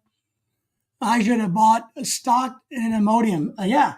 Well, I'm telling you, we took it, but we just didn't need it. But we don't drink any water there. I avoid the ice as much as possible. So, we don't drink the water unless it's bottled. So, but, and then you got to be a little careful. You got to, but I drink Gatorade. I drink a lot of Gatorade. And I drink a lot of soda. And there's a lot of really good other juices, like the C1 juices. Jesus Christ. They're loaded with sugar, but I drink those by the gallons in the Philippines. I like drinks. I like Asian drinks. I really do. I really, really do. And since we could afford buying soda and Pepsi, we would. We didn't have to go cheap because we're not rich, but we could afford to live a little bit higher on the hog in the Philippines than most. And so we did.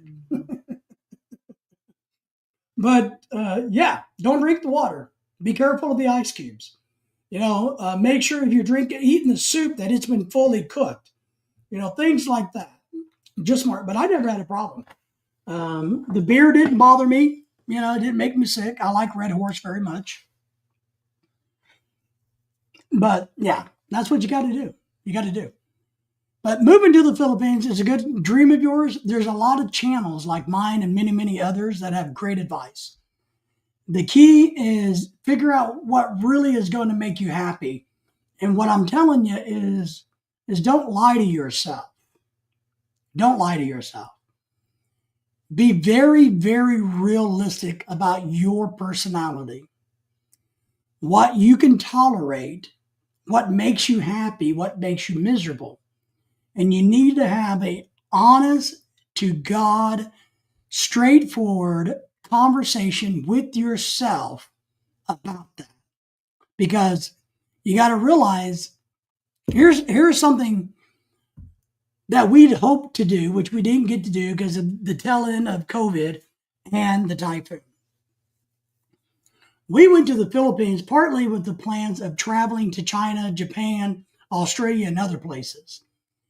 The Philippines was going to be our jumping off point for a bunch of other places. We never got to do any of that because of the typhoon and because COVID still had so many things shut down. So you got to be realistic about what you can handle and can't handle. Can you handle people not speaking English? Now they can speak in English, but they may not. That drove me a little batty. I was kind of used to it because I had international students all my life that worked for me. But it still drove me a little batty, and it was hard to deal with when people wouldn't speak English around me, and I know they could. You know, did I understand part of the language? Yeah, and that helps. But that's something you got to ask yourself. Can you handle the brownouts? Can you handle being bored? Can you? And the where I was going with that is travel in the Philippines is the same thing. So there's a difference. If you live in America, if you're bored and you got vacation time, you can run down to the Gulf of America, right? Go fish, hang out. Next time, you can run up to the Rocky Mountains. You can run out to Niagara Falls. You can run out to the Grand Canyon, Las Vegas, Los Angeles, anywhere you want to go. Different terrain, different temperatures, different scenery. As much as we all love the Philippines is pretty much all the same. It's a bunch of islands. It's a bunch of trash. It's a bunch of pollution. It's a bunch of rundown buildings. It's all the same. Yes, you have the chocolate hills and you have the area that's a little bit cooler and a little bit not, a little bit hotter. And you have this, but it's all the same. Once you've seen it, you've seen it.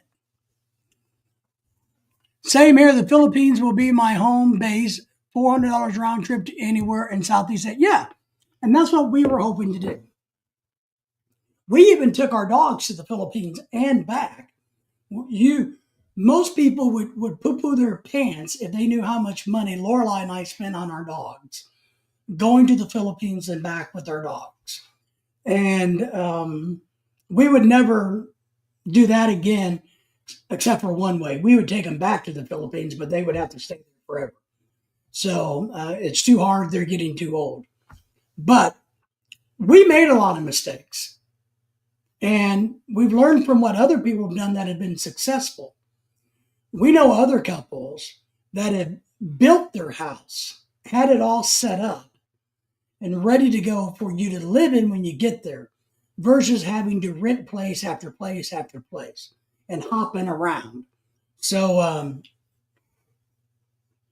it's a good plan to be able to bounce around. And that's what we'd hope to do. We'd hope to be able to bounce around the Philippines, bounce around to Thailand, to go here, to go there, to have people come stay at our house that would watch our dogs because we got friends there.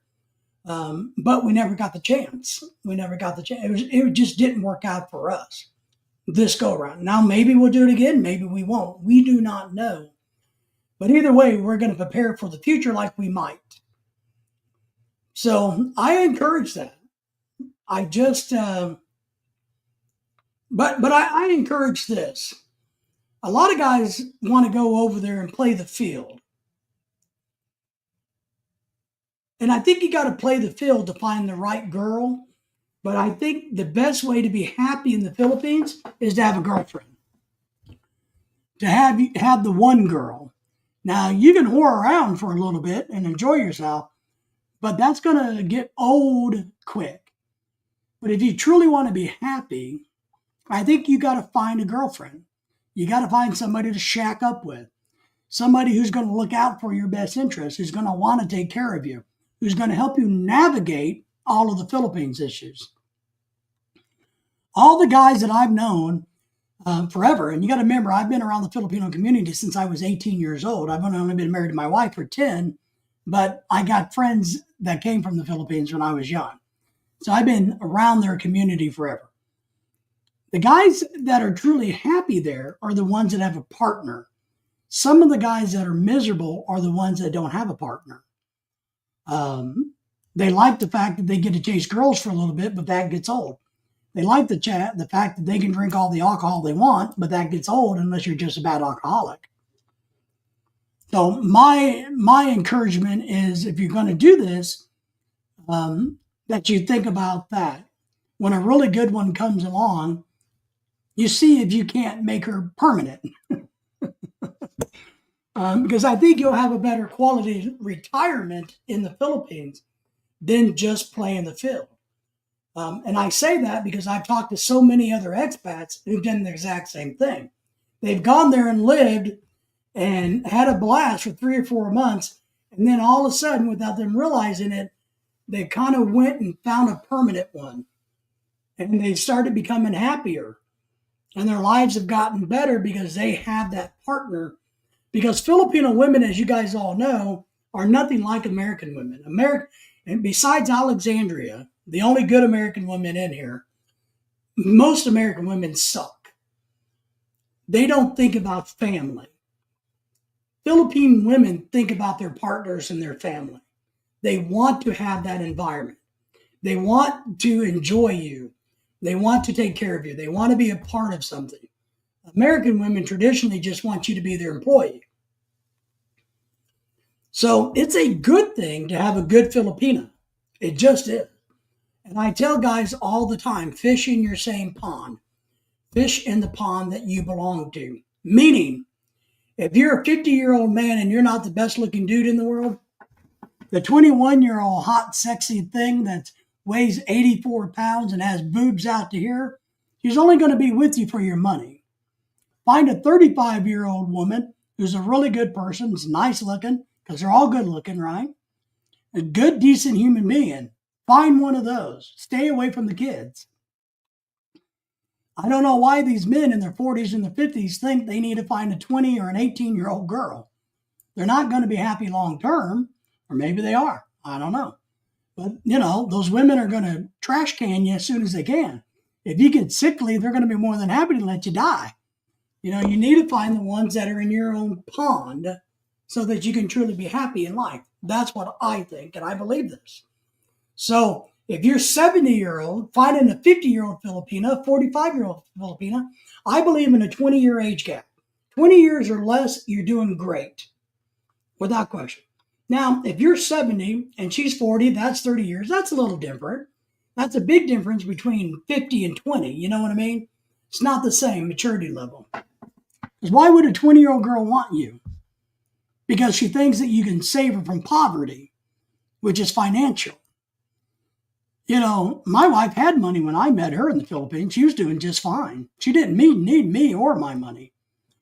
And I think that's what you got to find is somebody who's been taking care of themselves, that have been making it in a poor country. They will continue to do that. They will protect your assets. They will protect you and your finances. And that's really important if you want to be happy. Because money, as we all know, in America, any country, any land, any household, is the biggest thing we all fight about, right? And if you're in the Philippines and you're bringing in your $1,000 a month, and all of a sudden this cute little 20-year-old girl is always hitting you up to give her a little bit more money here and a little bit more money there, you're going to get pissed. You're going to get unhappy. Because, no offense to the 20-year-old girls, but do they really have the maturity level to manage finances? Not usually. No, not usually. And you're going to need to manage your finances. Now, if you're pulling in 4,000 USD a month, maybe you can be a little loosey-goosey with your money in the Philippines. Maybe you can. I wouldn't recommend being loosey-goosey, but you can. You'll have plenty enough to go, yeah, whatever. I don't really give a crap. But that's not a good way to manage your money. So you need a woman who's going to help you manage your money, who's going to respect your money. Because we all know that just because you're an expat, everybody thinks you have money in the Philippines. We've gone through this. My wife protects our money and tells the Philippines it ain't your money. Just because we have money or we brought money, we have money, doesn't make it yours. I think this is my second time seeing your live. I go live a lot, and I'll tell you what I do. I just turn on notifications to all. Good, thank you for that. But what I usually do is I do a Thursday night live stream like this. This is on StreamYard so people can come up in the panel. I do a lot of pop-up live streams where I work on a model. I'm out fishing. My wife and I are traveling. My wife does live streams. So we do a lot of random live streams. All times of days. We may do one in the morning at 7 a.m. May do one at 10, do one at 4, do one at 5, 7, 8. I don't know. We just do them whenever we feel like it. And why we do that is because we want to try to reach as much audience as we can. Because for what a lot of people don't understand about our channel is I learn a lot from all of you. Every time I do a live stream, I feel like I learned something from somebody, and I like that. And I want that. I want to share the knowledge I have. I want to grow our channel, but I want to learn from you guys. I do. So we just do them randomly. So clicking the all thing, you're going to find us. You might find us at the mall. You might find us out of the zoo or the lake. Or you may find my wife at 12:30 at night doing a live stream cooking Filipino food. You just don't know. Our good friend Pat, who's also from y'all's part of the country, but close, saying, good evening, everybody. Thank you, Pat. Thank you for the thumbs up as you come in. Pat, we appreciate you. Pat's also been to the Philippines and would like to go back there. And he would like to find his sweet honey in the Philippines, too. So it's a good thing. Pat, let me ask you this, since you've been to the Philippines, and I know my view's your world. I know you've been there. So so my question for Pat and you, to be honest, is what one simple piece of advice would you give somebody who's never been to the Philippines? From your experiences of going there, what one piece of advice would you tell somebody, a man, who's never been to the Philippines but would like to go there? What's your one piece of advice? Always interested in that, because you'd be shocked what people come up with. A lot of it's commonalities, but a lot of it is very much, And I don't know what my number one advice would be for somebody who's never been there, but because I have a lot. So my view of your world, Pat, what do you guys think about that?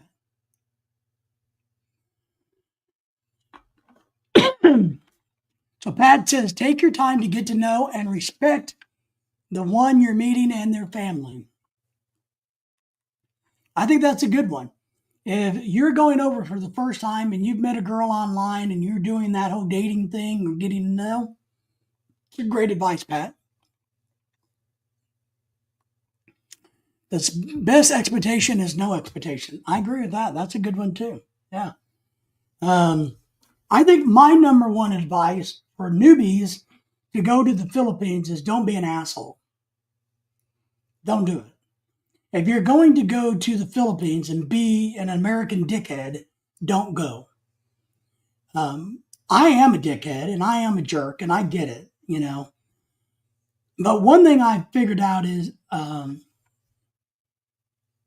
you get further in a foreign country by keeping your mouth shut, listening, watching, saying thank you, no thank you, please, I'll appreciate you. Doing those kind little things will get you very, very far, especially in the Philippines, because they're a polite society for the most part. Now, you may be saying, well, they're a polite society because they have to be because you're getting them money. Yes, it's true. But I don't know how many times I was told over the many times we've been there and living there that people were shocked because I'm a mean-looking American. I'm a big American. I'm a loud American. But I'm a very polite American in the Philippines. I'm courteous and I'm thoughtful. They're not used to that. Same here, Brother Tangerine. Pat says, yep, be honest, true. That's right. So put your attitude in check. Open your ears, open your heart, open your eyes, take a deep breath, and enjoy it. You're a good dude. I can tell how you didn't try to offend me with your questions. So. Well, I don't, I think that's just common decency. Common decency. Plus, I like to get to know people. I really do. I like to get to know, and sometimes people don't like to be asked questions or answer questions, but I don't mind answering questions, but I do try to be a little respectful of that, I guess. But I think it's good. But that's my big advice is don't be your typical American. Don't come over there with an attitude, bossing people around, pointing your finger at them. You go do that. Don't do that. Don't do that. And if you can keep that, you'll be happier in the Philippines. Because what I would tell a lot of expats And I try to remember this, but we went through hardships in the Philippines, and I didn't do a good job remembering this when I lived there.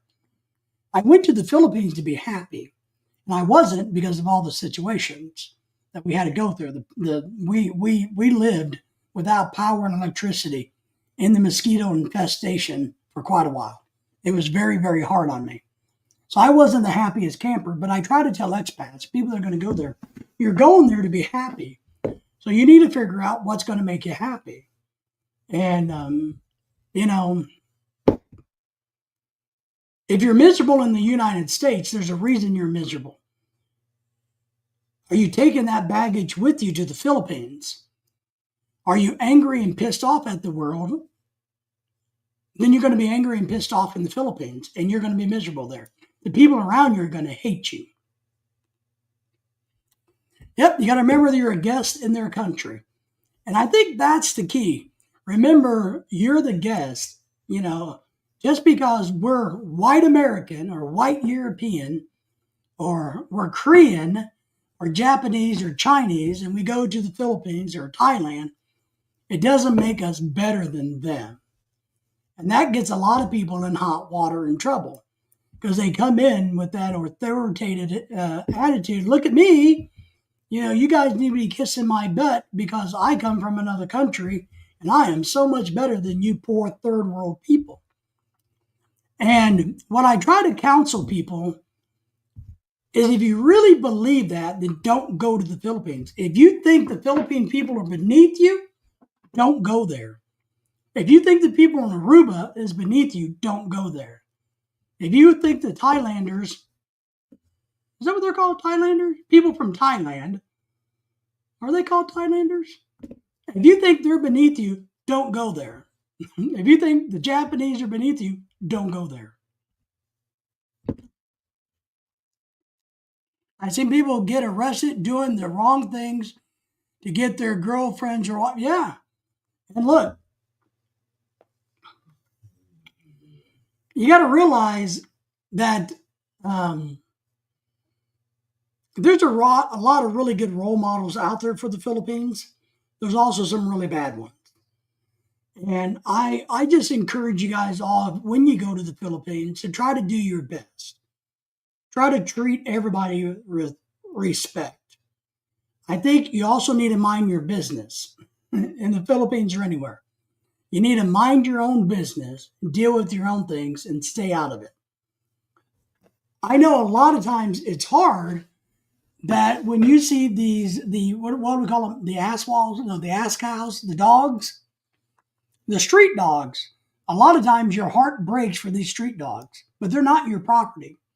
You know, other people got their animals locked up in these little cages, which I would never do to my dogs. My dogs are rock stars compared to Filipino dogs, even ones that are in a lot of, but it's not my business. It's not my right or my authority or my power to tell somebody how they're dealing with their pet. It's not. It's not my place to tell people how to deal with their children. I don't do that in America. Well, maybe a little. But it's not my place. It's a different culture. A lot of cultures, we become so sensitive in America that a lot of cultures still believes in corporate punishment. And so a lot of people are shocked when somebody's beating the hell out of their kid down the street because the kid did something stupid. But then again, the kids are more well-behaved in the Philippines than America any damn day of the week. So you got to mind your business. That's what I tell people. Stay out of other people's business. Oh, but the thing is just Thai. Okay. Maybe Thailanders was a TV show from Australia.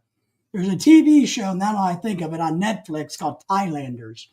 And it's actually about drugs and these mermaid type people that are really cool. It's a cool movie. Good looking women in it. Good looking show.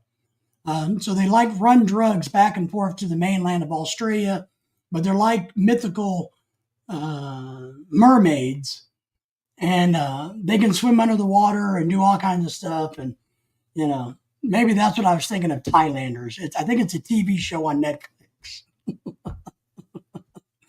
But it's a cool name, Thailanders. I guess if I lived in Thailand, I'd be okay to be called that. Can we be called American Landers? But it's a good show. If you guys haven't seen that on Netflix, I would encourage you to go see it. But that's all I encourage people to do. Really think long. And Lorelai and I, we're going to think long and hard over the next few years whether we go back and live there permanently. I'm getting up in age. That down the road, eventually, she's going to need somebody to help take care of me, and I know that. I know that down the road, if we live in America, she's going to have to quit work and stay at home and take care of me. I know this. So we just have to figure out what it means.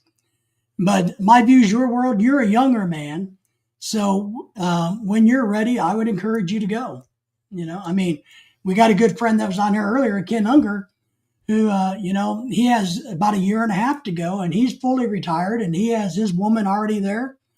And he's excited, and we're excited for him. Our good friend, the professor's over there. We got a lot of friends over there and a lot of people on the wait list to get there, so to speak. What area are you think of in the Philippines? Well, we're going to go back to the island of Cebu, and we'll probably go to Bogo, B-O-G-O, is where we have land. So ours is Cebu City, is Cebu. It has everything. It has everything. IT park, nice condominiums, you name it, it has everything. And it's affordable. I've seen a lot of things when I was in the Philippines when I was younger. A lot of things that was not pretty. Now, since I'm older, I learned a lot from the Philippine people. Yeah, Cebu is a nice place. It's crowded. It's stinky sometimes. It's dirty. But it's better than Manila. I'll say that. But it's a big city. It's the second biggest city. It's called the Queen City of the South. So I think it all depends on what you want to do. I really do. I guess there's two places for me that I really wouldn't have any interest at all going to. That's Manila, the heart of Manila. I would not want to live anywhere around the heart of Manila, right? And I wouldn't want to live in Dumaguete. And the reason Dumaguete is too many expats, too much drama, too much fighting, too much cost. I'll be there in April looking for an apartment. Nice. In May is the official move. Congratulations.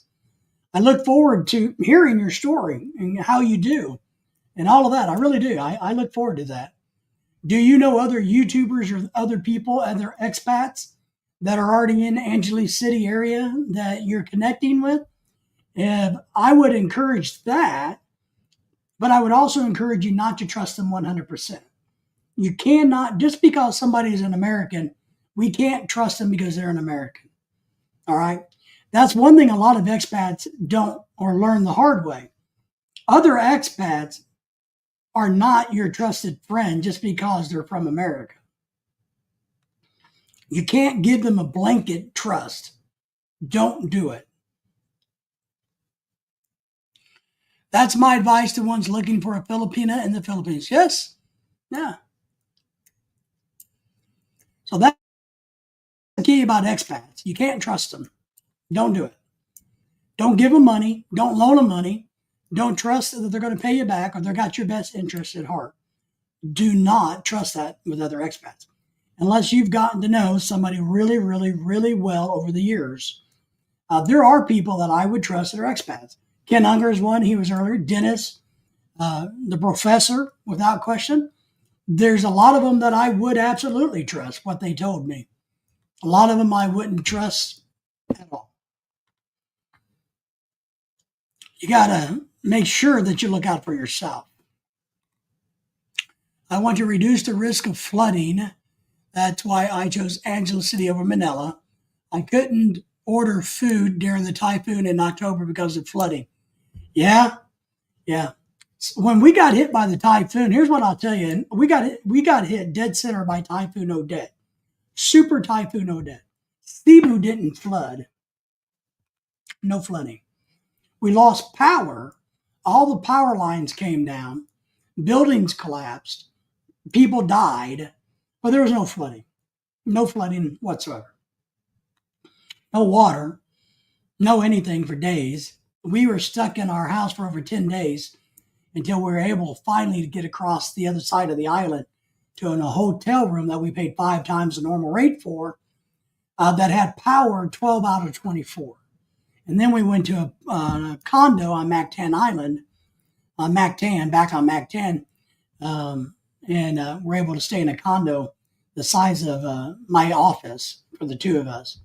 And we had to stay there for quite a while. And so we paid double and triple rent all over. I mean, it's crazy. Done cooking, Joey says, waiting for the boss to come home now. Nice. So, Joey's married to a Filipina. He knows the Philippines well. Joey, what advice would you give to somebody who's going to go to the Philippines for the very first time?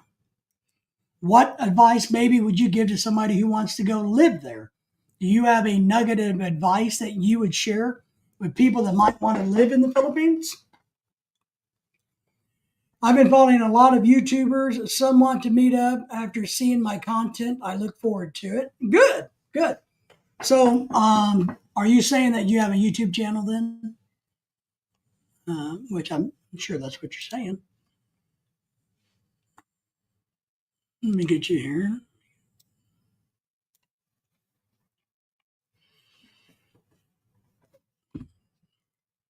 Let me see if I can find your YouTube channel.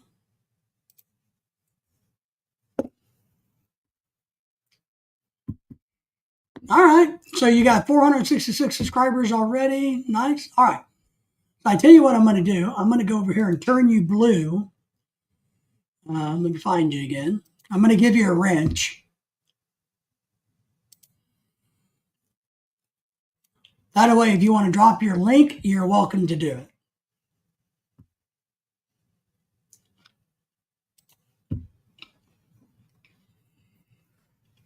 All right, so next time you post, you'll see that you blew. Joey says, first time visit, get out of the city and avoid the tourist spots. Agreed. Go see the real Philippines. I agree.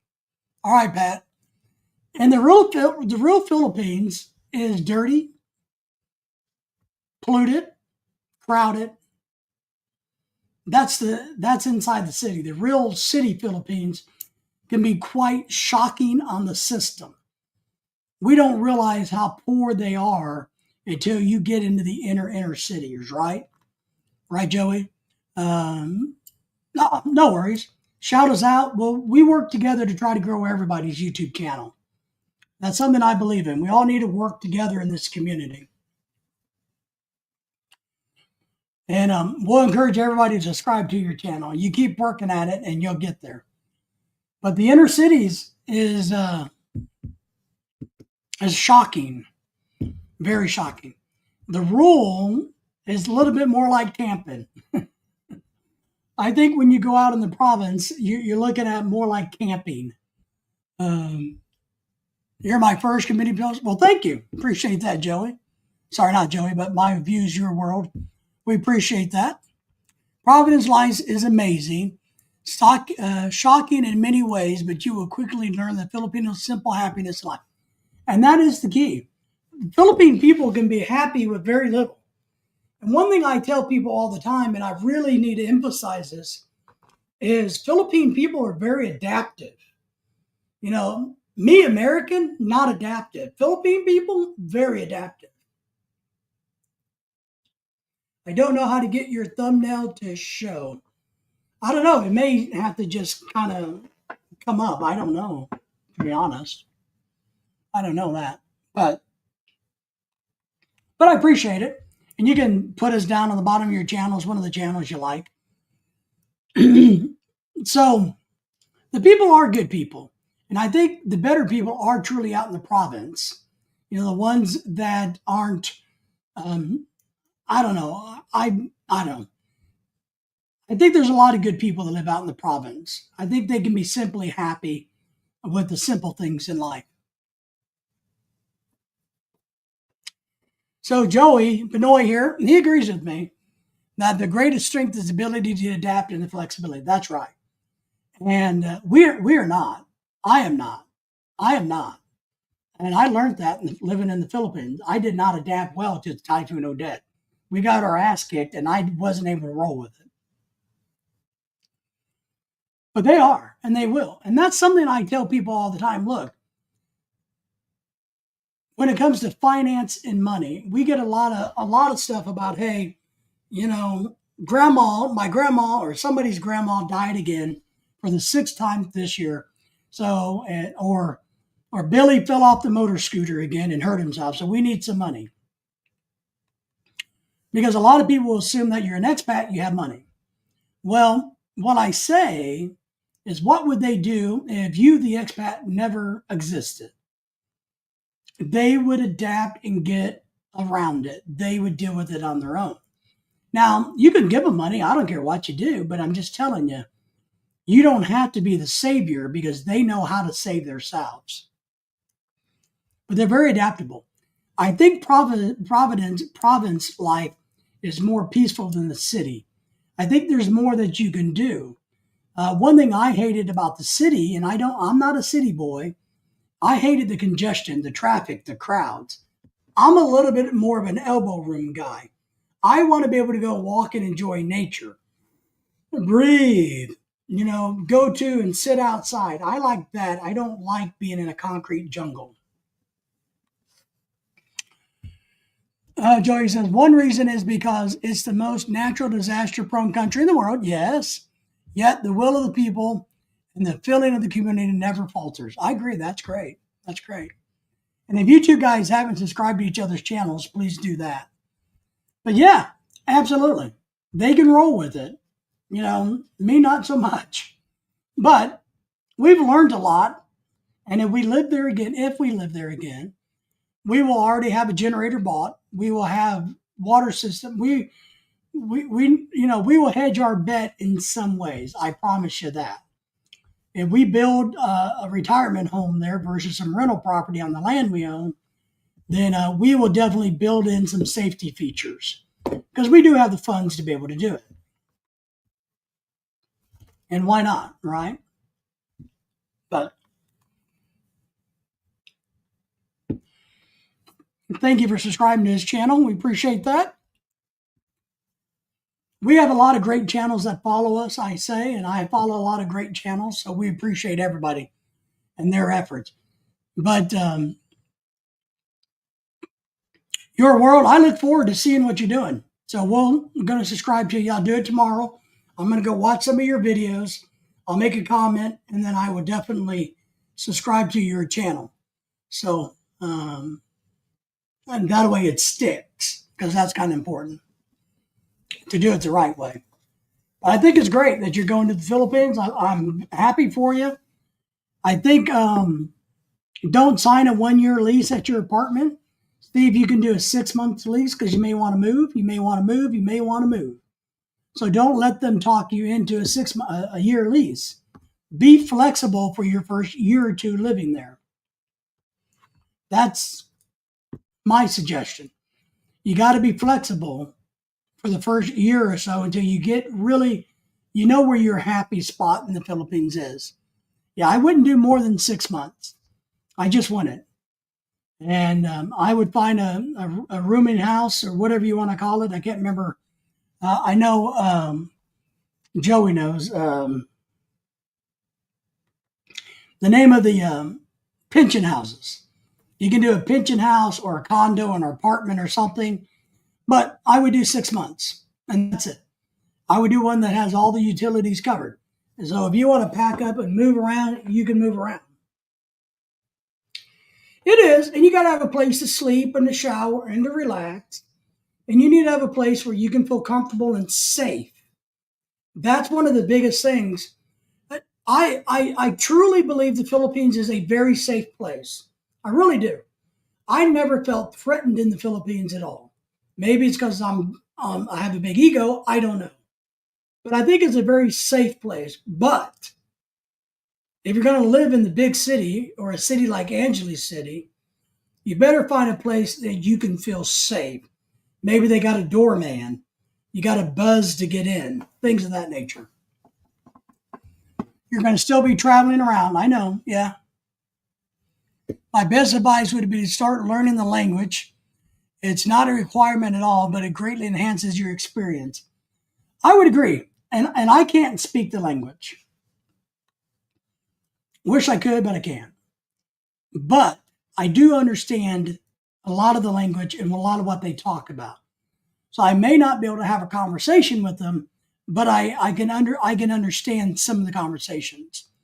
The other thing I'm really good at is reading body language. So that's maybe my power is I can read body language like you can't believe. And that helps me. But, I'm married. My wife takes care of it, you know. And it is hard because a lot of the Filipinos, they're embarrassed to speak English because they're worried their English is not any good. Yes. You go, Pat says he's back. Nice. Thank you, Pat. That's why I lean towards in a condo with a doorman. Absolutely. I would, if I was you, being a single male, I would get a condo with a doorman in a nice condo building. That's what I would do.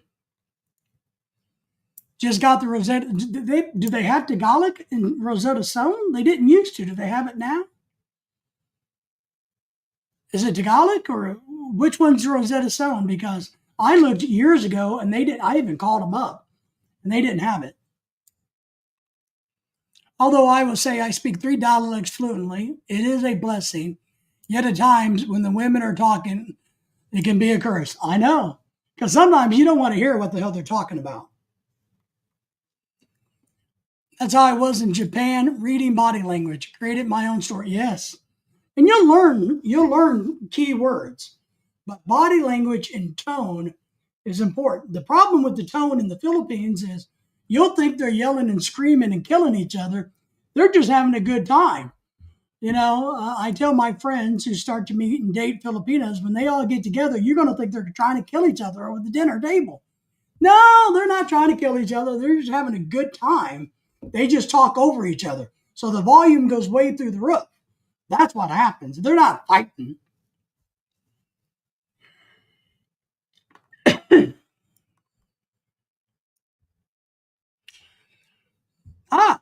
So Joey was in Japan for 7 years. He's asking you, your world, what part of Japan were you in? I would love to go to Japan. It's on my bucket list. Japan and Thailand are on my bucket list. Louder it gets, the more fun is being had. That's right. So you just let them go. Pour more wine. So there is a Rosetta Stone. I didn't know that. I will Google that because 10 years ago when I met my wife, there wasn't one. I wanted to buy it. I called up Rosetta Stone myself and said, hey, do you have? No, we don't have that one yet. But it's good to know. Maybe I'll buy that. Maybe I'll work on that this year.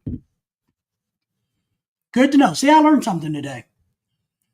World was in Okinawa and some other town I can't pronounce near Zama. I would like to go to Japan. I love Japanese food. I think Japanese food is the best looking food in the world.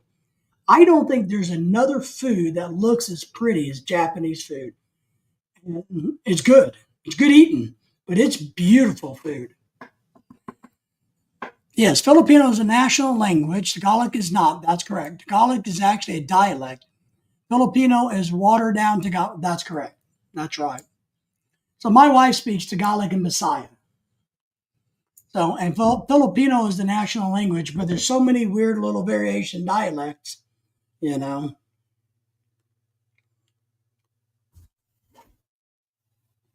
kind of like English.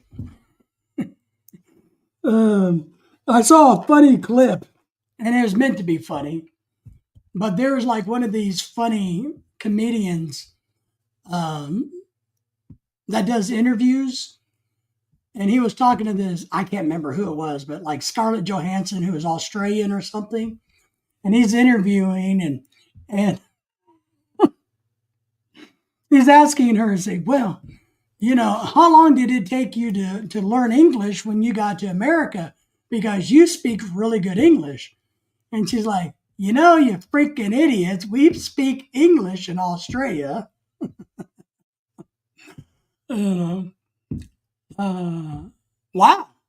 179 for a lifetime of 24 languages. Holy crap. That's a pretty good deal. And Zema also lived in somewhere else. Wow, you live 3 minutes. See, you guys are, you got a lot in common there. That's cool.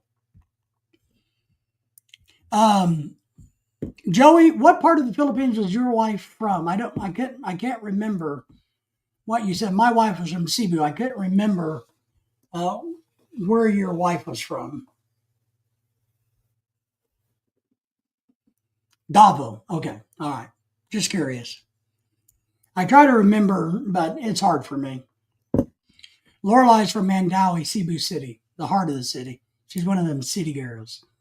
And my wife believes all city girls are prettier than all country girls.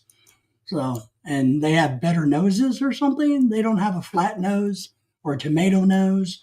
Sometimes girls, I don't know what a tomato nose is, but the girls that have a tomato nose, I don't know. Messiah, yes. So, I don't know. But I remember, oh no, those are mountain girls. They behave like mountain girls. And I go, what? How's that? Well, I can't explain it. They're not smart like us city girls. And I'm like, all right, well, whatever. And what about the ones with the tomato nose? I'm like, well, what's a tomato nose? Going to go back to the Philippines and build a house off grid. Yeah, just, I think you just got to be careful about the fact that you can't buy the land. I don't think, look, here's what I believe. If you're not married to a Filipina, you shouldn't waste your money building a house. You should just rent. If you're an expat going there from anywhere and you're not going to be married, don't sink your money into somebody else's property or buildings. Just rent it. If you're married like us, we have land. My wife has land. I have survivor benefits. We'll build a house or houses on it. But otherwise, I would never, if I was single, I would never.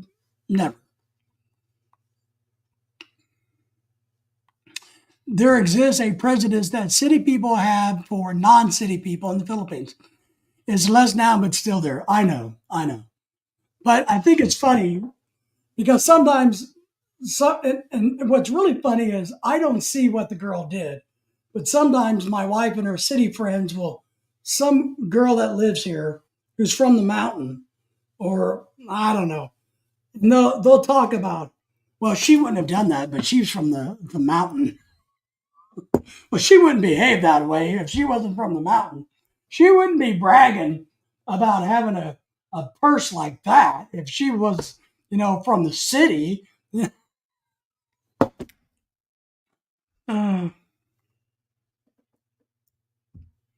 you can't own land as a foreigner. If you build something on somebody's land, they own that. They own what you built. You have no rights to anything you invest on somebody else's land either. I can't either. Yeah. So, but you can own a condo. You can buy a condo in the Philippines. You can do that. But you can't buy land outright in the Philippines. My wife can, and I get survivor benefits. Joey's the same way. My wife's a dual citizen, so we have land, but she's the primary, and I'm the survivor, the husband. But otherwise, I wouldn't be able to own land there. But you can lease land as a foreigner and build a house if you want to lease a spot of land on somebody's land, but they own that after you build it. And you got to be careful because they can boot you out at any time and say, oh, thank you for the nice house you built. I think we want it back. We're going to take our land back. So you got to leave that house that you built. So you own 27 hectares. That's a lot of freaking land. Holy shit. 27 hectares? We only own a few lots. We bought into a neighborhood. So a subdivision is what we have. We have land in a subdivision, lots in a subdivision. That's a lot of land, yeah. Coconut farm. Oh yeah, I remember you telling me about that. Yeah. So I don't know. I'm not a country boy. I'm not a farmer. So I don't know if I could handle owning that much land. I like restaurants and things. So, but yeah, we own some lots, And we bought multiple lots together in a subdivision because we thought we might flip them. We may build rental houses, or we may build a retirement home on it and then use the other lots as the yard, because the lots in the Philippines are small. So the houses are small, but I like having my own yard, grass, vegetables, gardens. So I need outdoor space. And we're real tempted that if a lot, and we're going to look at this, if a lot comes up next to ours, we're going to buy those. So I got to tell Lorelai that she needs to start looking at, hey, if one of those lots that were bought next to us comes available, then maybe we should buy another lot or two. 6 hectares or acres in the Philippines, yes. Well, she's going to be the one that has to own it. And Pat, I'm going to give you some advice. And this goes not only in America, but you never buy anything with anybody that you're not married to. The best advice that Dave Ramsey gives to anybody about finances, and I like Dave Ramsey, but I don't believe in everything he preaches. But I like one thing he says. You never buy anything with somebody you're not married to. Never. Land, house, car, nothing. You never buy anything jointly with somebody you're not married to. If you got a girlfriend, then what you're doing is buying her 6 acres. And then she can break up with you and it's over. Real big on that. You never invest your money into something with somebody you're not married to. And in the Philippines, you got to be even careful. Family does not work the farm. They hire out help every 3 months. Okay. So Joey agrees. Yep, agreed, especially in the Philippines. Absolutely. And it's not even a sure thing in the Philippines, because a lot of wives can get rid of run their expat husbands off. There's been cases of them setting their husbands up. And since we're the odd duck in the Philippines, we're not citizens, we don't have the same rights as our wives. So you got to make sure that your wife is somebody you trust, somebody that actually loves you. And if her starts asking for money, run. Amen, brother. Look. Amen. And we have given thousands upon thousands upon thousands of dollars to Lorelai's sister and kids, and now they treat her like shit. We've done so much for them, and they treat her like shit. And we don't do anything more for them again and now. But I'm telling you that if some, and Lorelai never asked me for money when we were dating at all. She always had her own money. And then when we decided to get serious, she was actually getting ready to go be an OFW. And I told her, I said, well, I'd really, if we're going to do this, if I'm coming to the Philippines, and I really don't want you to go work overseas. So I told her, I'll just send you the money. I got plenty. How much do you make a month? Here, let me just send you that much.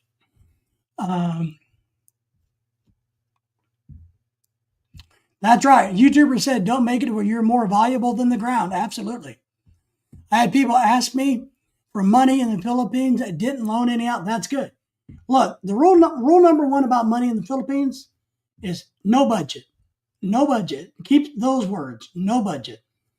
One thing I teach in my channel is you got to use the right terminology. And here's what I mean. So I can sit here and explain to a Filipino a lot of times, well, the finances are like this, like that. If we do this, no, forget all of that. That goes, boop. Just say no budget. 2 words, no budget. They understand. Oh, you have no money. No budget. So we tell everybody, no budget. We give, we never respond, if that makes sense. 25 years together, family has never asked for money. Yeah, that's good. I know that, Brother Dave. Yeah. I mean, it just is. And I felt really bad when I was dating Lorelai and I had her. We were working on our K-1 visa paperwork and all of that. 1 month, I forgot to send her money because I was busy. I don't know. I was just busy. I forgot to send money. And I was talking to her one day. She never mentioned it for weeks. And I asked her when she said something about um, she was down to her last thing of noodles, and I'm like, well, you want to call me back when you get back from the store? And she's like, no, I have no money to go to the store. And I'm like, what do you mean you have no money? She's like, well, this is 3 weeks, after I was supposed to send her money. She's like, well, you didn't send me any money this month. And I'm like, what? And so I looked, sure enough, I forgot. I said, oh shit, I forgot.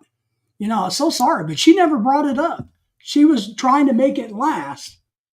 And so I sent her money immediately, of course, and corrected it. But I felt really bad because sending her $400 or $500 was not a big deal to me. It wasn't a big deal because I didn't remember to do it. It wasn't important.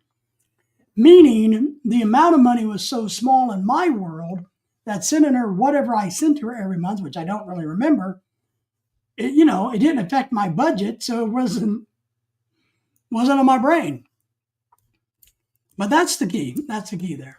Well, all right, my friends, it's 9:30. I think it's time for me to get off of here. We will go live again probably tomorrow. Lorelei will be doing some live streams this weekend. I know she will. So our channel will be live again, but we appreciate everybody. We appreciate all of you guys sharing our channel out with everybody else. If there's anything you want us to cover, ever want to talk about, let me know. Just let us know. You can email me. My email address is on our YouTube channel. Love open dialogues, open questions, open formats. So find a woman that has a strong relationship with the concept of Haya, and you will be a happy man and a strong family. Yeah. Somebody, and that's what I was saying earlier, somebody who doesn't care about your money, who's going to help protect your money and take care of you, sense of family. Somebody, that's why I tell these guys that are 60, that 20-year-old girl only wants you because she thinks you got money. She doesn't think you're good looking and handsome because you're 60 years old. She thinks you got money, idiot. So fish one in your own pond, is what I say. My friends, we appreciate you. Thank you all for subscribing, liking, and sharing. And we will see you guys sometime tomorrow, Saturday, next week, every day of the year. And we're going to try to come back on Thursday nights, 7 to 9, like this format. Other than that, we would go back to the regular YouTube format. So we appreciate you guys. Everybody take care. And we appreciate you, Joey, everybody. My new friend, Your World, we appreciate you. Pat, appreciate you. Alexandria, we appreciate you. Dennis, everybody that's been in here. Ken Unger, Your World, my views, Your World, all of you guys. Can't thank you enough for being here. So take care, and we will see you all soon, I am sure.